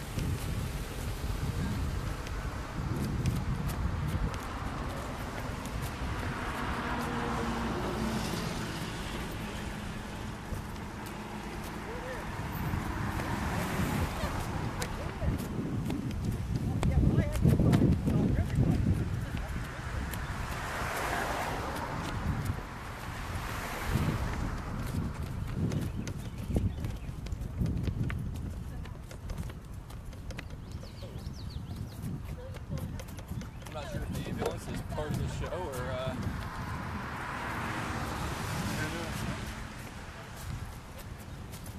ambulance escort seems. You want to pick it up?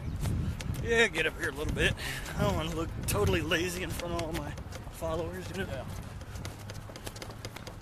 Change the Show 'em that pressures. little bit of cardio.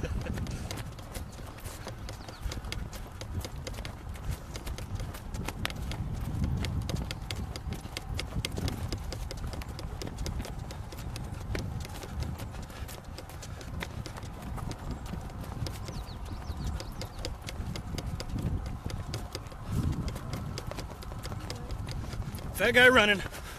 I'm running with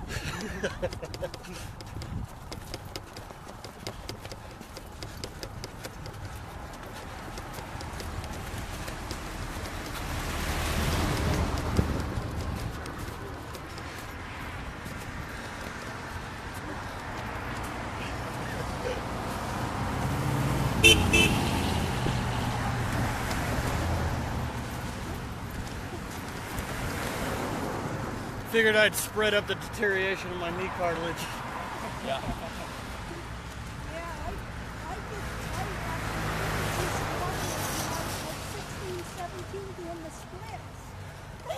Oh, sorry.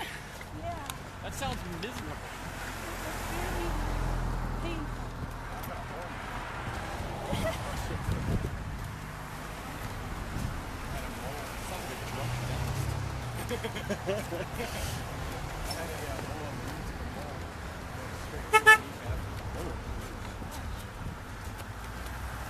That's unsafe. Yeah. Every now and then.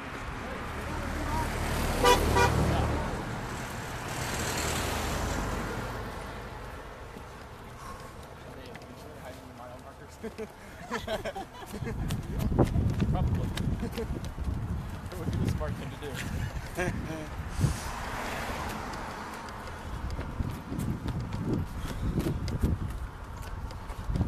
Yeah, I was gonna wear my veteran hat today, but I even had it in my hand, but I forgot it in the house before I walked out. It's like, okay. A white sun hat is probably a better choice. Yeah. Even though the sun's not out. Yeah, well, they say you can get burnt just as easily through clouds. Yeah. That helps you feel like you're not running. But yeah, you are. I threw on some SPF ginger before we stepped off. Like Elmer's glue. SPF 2000. Yeah. It's just like paint. white paint. Really did feel like white. I'm already baked. I don't need to get baked anymore. I went to the lake too yesterday. Yeah.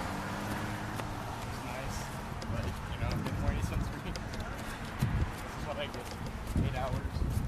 Yeah. My entire school was like, let's go to let you clean your hair. I didn't wear any sunscreen. They took a towel. Yeah.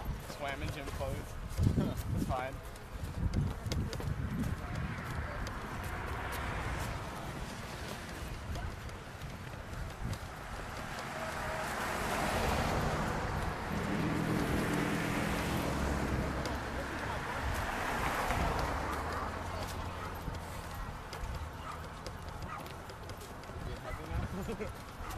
No, not bad. It just traps all the heat in. Yeah. So you gotta push it away and let a little air into it. Luckily I'm too skinny to sweat. I don't even sweat at all. I'm still fat. That's still sweat. It's not good. I don't know what they're using now, but those interceptor vests that they used to have, the ones with the plate in the front. Yeah. Man, it's just like, here, wrap up in this blanket in 150 degree temperature. These are the ones we use now. They still have plates, but it's minimal. Yeah. It's none of that shoulder crap. I mean, you can have it all, but you have to be high to put the neck collar on. Right, yeah, yeah. I'll risk the bullet to the neck for my comfort. I'm not above that.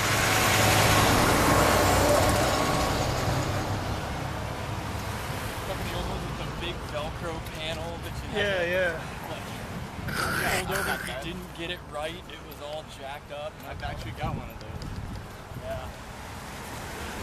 But I think the IOTVs are even worse. It's like a 7-step process to put them on. There's an elastic strap that goes across your belly, so that's hot. And then 2 straps come Velcro in the middle, and then a panel Velcros over that. Seems like a lot to take off if someone needs to get you get the stuff off to get to your wound quick enough, you know? We got cutters, raincoats, zip. Well, a lot of them, they have this, there's this handle in there. Yeah. And you rip that handle, and there's a cable inside that holds it on together. And it rips that cable loose, so it just falls off of you. Oh, okay. I didn't know about that. Which is nice, but we got fall into water or something. we got in Iraq. We had those the big Velcros ones. Yeah. And then they were all green. So they came up with these canvas covers for them that were desert. So that's even more cloth you're putting on your body, you know. It'll definitely breathe better. And then because of the chemical attack threat, it was sleeves down. So Really recently, like as of this year, let us roll our sleeves up again. And then at the end of the day, we'd take our vests off, and there'd be a sweat ring. Yeah. The same shape as the vest. Like salt ring. So you got an ID card and Rich Hazel yourself.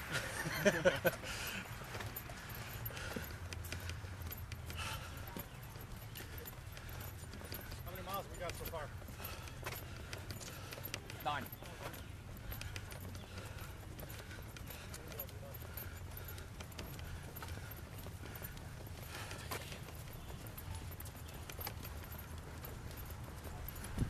Picked up the pace a little bit. Yeah. I was worried about a 2.5. Where are we at now? 3.3.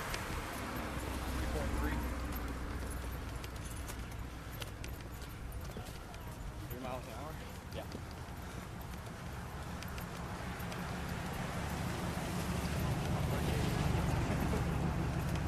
At least you're not carbonated. Thank you.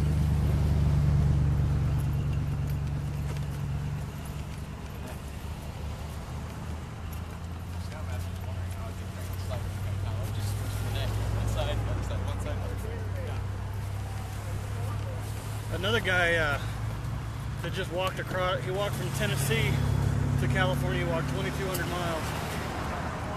His name was Ernesto, and he had a pack with a lot. What are the Gucci loops called? What are those little? Like the Molly. Yeah, stuff, the Molly gear. And he zip tied his flagpole to his back with those Molly loops, and walked the whole way with the flag flying. That sounds like not a lot of fun in the wind. Yeah, well, even this in the wind, It's gonna take. I can feel the extra pressure. Yeah.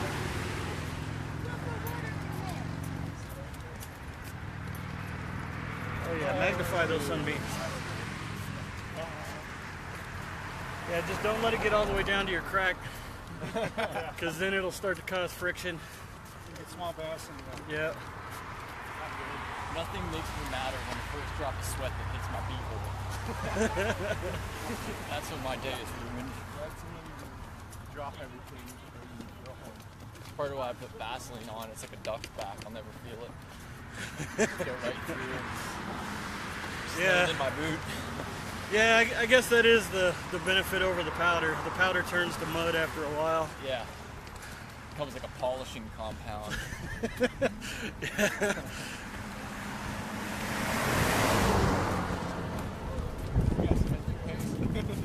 Yeah. JB Roll. Yes.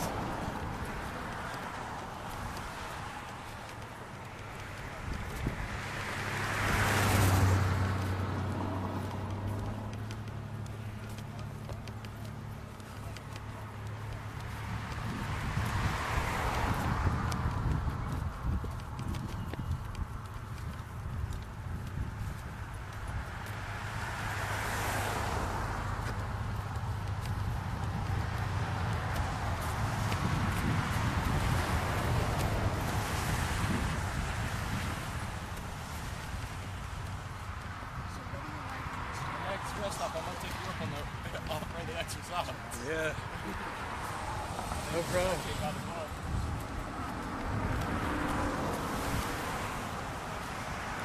Free raccoon. We're allowed to take that, right? Yeah. Looks pretty fresh.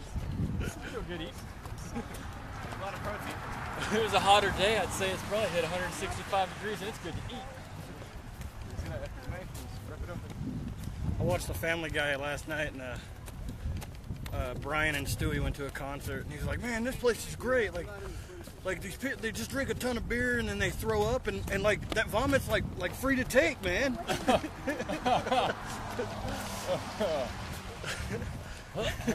And Stewie's just like, yeah, you're weird. Yeah, neat. The one thing I hate is when your camelback gets hot, water inside. A good countermeasure for that is not to fill it with water, but fill it with ice. I put a couple ice cubes in You fill it halfway up and then inflate it the rest of the way with your mouth and throw it in the freezer. You get a nice ice sheet along the back of it, and then you fill the rest of it with water. You got ice water. Yeah. If you're lucky enough to find one of those ice machines that does the tiny little like BBs of ice, The Sonic ice machine. you don't put a drop of water in there, and you fill that sucker completely to the top with those. And within 10 or 15 minutes, it starts to melt down enough to drink.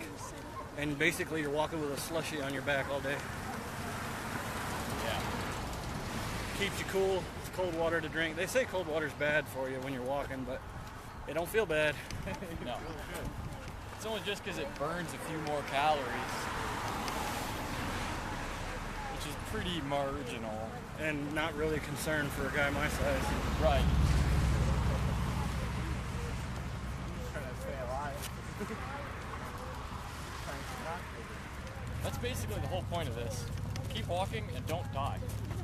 If you follow those two simple pieces of advice, you'll be fine. Yeah. And don't fall into the temptation of walking in the nice soft grass. Why?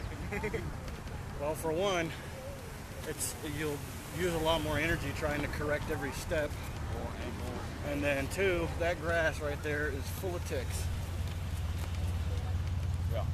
I have to pull ticks off of Molly every day because she walks through that. The nice small stuff they like to hang out on. And they bite you in places that you would think was sensitive enough to know that they were biting you there, and then you'll be like, like slip it into the bathtub or the shower and be like, hey, what the hell is this thing hanging off of these things? Yeah, you got to leave time for dinner before that. And they always go straight for it too. It's like I've never pulled one off my leg. They've always just been like hanging off the sack or off. You know, I'm not going to go into more detail, but yeah, we know what we're talking about. Say that for real quick. Facebook followers imagination. Yeah. That's why I checked myself because I've been constantly trying to remember that no conversation is a private conversation. Especially around me. Yeah. I got in trouble at work for hazing. Really? I didn't know there was a guy who was filming it on Facebook Live.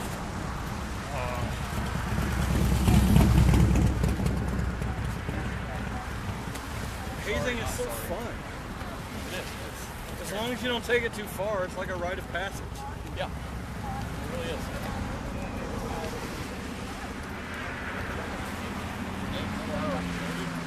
I couldn't get one thing. I wanted to get one thing. I couldn't get when I got my first day at my first unit. I didn't know it was coming, of course. If I had, it wouldn't have been a proper jumping in. But I got jumped in. Boy, they beat them. They beat the shit out of them. And then it was over. They were like, well, you bled and complained less than the last guy, so we like you better. All I remember is my new squad leader dragging me, like the literal skull drag, on my face while another guy held my arms back, dragging me against my chin. Good times. The Navy's big hazing thing is when you're pinning on new rank. You know, it's the collar devices. Yeah. They'll going into the collarbone. Yeah, they'll push it on through the cloth. Yeah. But before they put the backings on them while they're pinning you, yeah, they staple it to your chest. I also heard about the Navy's, you know, what is it when you cross the prime meridian or the equator? Oh, yeah. You got to run through the gauntlet. It's not so much a thing with the Seabees, but it is definitely a thing with the fleeters. Yeah. You got to eat a maraschino cherry out of the fattest cheek on the boat's belly button. Pause. You know that dude hadn't had a shower. Your water last time was in the back here. Only some water. Slinky. Mine's still like half full. Yeah, I've gotten to a point where I drink a whole lot less water than I used to. Yeah. Most hydrating you do was done yesterday and the day before that. Yeah. Tried to scale back my drinking for the days leading into this. Yeah. In boot camp, we carried around canteens with us all the time, and they would make us hydrate. So it was, they'd line us all up. You will drink an entire canteen. Hydrate. Everybody try to chug that sucker, you know, and then they'd start counting down from 10. Oh yeah. And whenever they got to 0, you had to drop your canteen, and they said, now lift your canteen above your head and turn it upside down. Some of the guys would just be like glug glug glug glug glug. Yep. So, you're doing push-ups. Yep. So for the next day, they're soaking wet and being picked on. Yeah.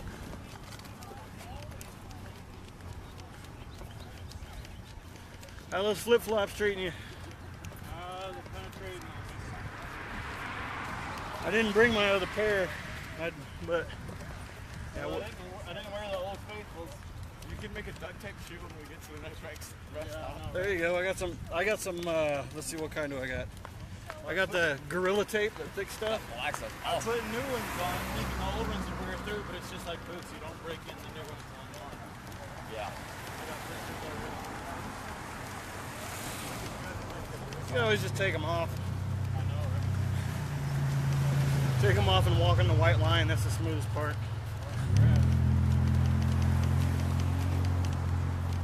rumbly part of there conforms well to the beat. Yeah, right. Really helps the support dog.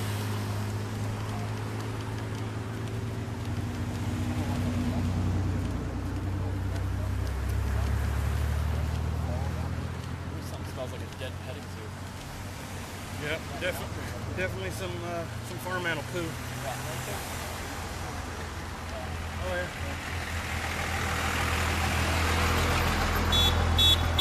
Oh, there was our chance right there, man. Oh yeah. Ride the tractor to the end. Get it. I think her arm is really just stuck on the steering wheel. That was definitely a couple that could have stood to get out. And Yeah. walk with us. Just hit muscle failure on the third pump. You ever watch that show, My 600-Pound Life? Yes. Oh my God. Fairly religiously. Nothing makes me feel better about my own life than my 600-pound life and the Maury Povich show. That's my recipe out of depression. Right? Yeah. Like, oh yeah, those people totally need to kill themselves, and I don't. Yeah, wow. Turns out things really aren't that bad. I did not mean that. I would like to say publicly, I apologize for announcing that anybody should kill themselves. Nobody should kill themselves. Hoorah 22.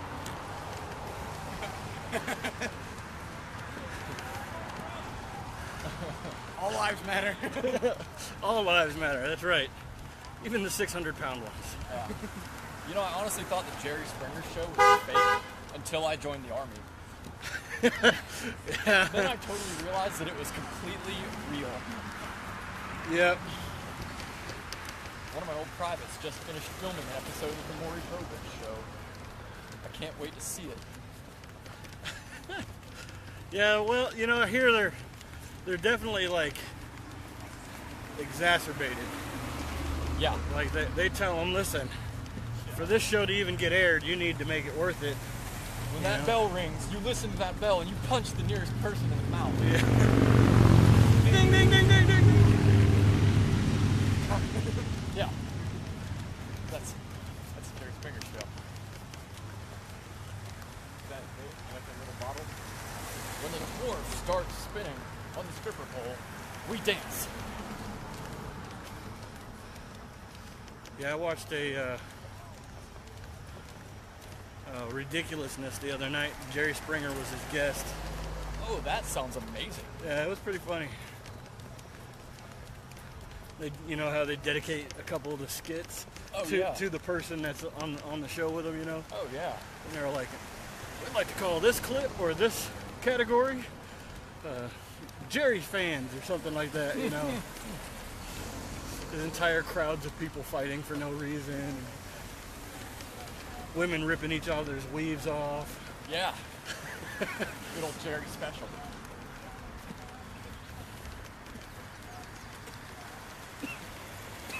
That's what I miss about being a bum before I became an adult, was daytime TV.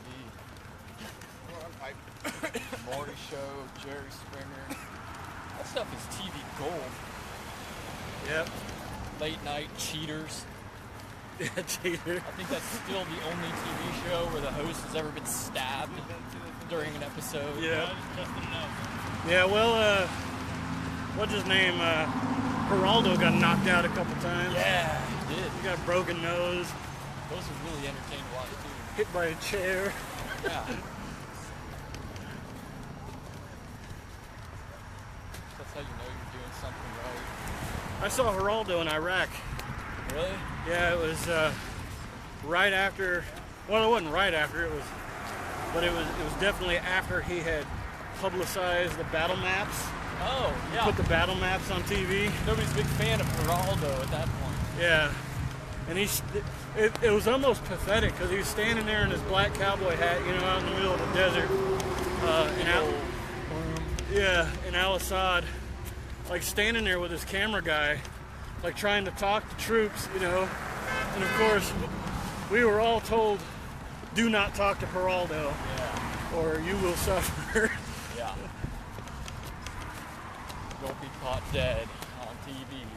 And we all loaded up in the back of MTVR to head to target practice or some unneeded class, so that we weren't just sitting in the desert collecting taxpayer money. And Looked good for TV and disappeared. and he started walking toward the truck, and the driver just drove off. Like, nope. It's combat locking. You have a loud horn, thank you. Well, you know, the horn is so much easier than pushing the button to roll down the window and sticking your arm out the window. I would have to move my Taco Bell. I would have to get off my phone. Right? I would have the steering wheel. That's the most terrifying thing. I would ruck march to work every now and then. It was only about 12 miles. But as you walk down the road, you see half the people on the road. They still have both their hands on the steering wheel, but they're holding their phone up in front of them. Yeah. I know you can't see anything right now. And now they have apps that change the background of all your apps to the camera. So like that's supposed to make it better. Yeah, I can see through the app. I can so see. it's just like I can see. watching I'm the road. driving through my camera of my phone through my app. That's delayed like 5 seconds, you know. Yeah, exactly. Yeah. And the texters don't scare me as much as the readers. There's people that I'll see at a stoplight with a novel open. Yeah. It's like, are you really reading and driving? Yes. Even I'll see people with books, like straight up books.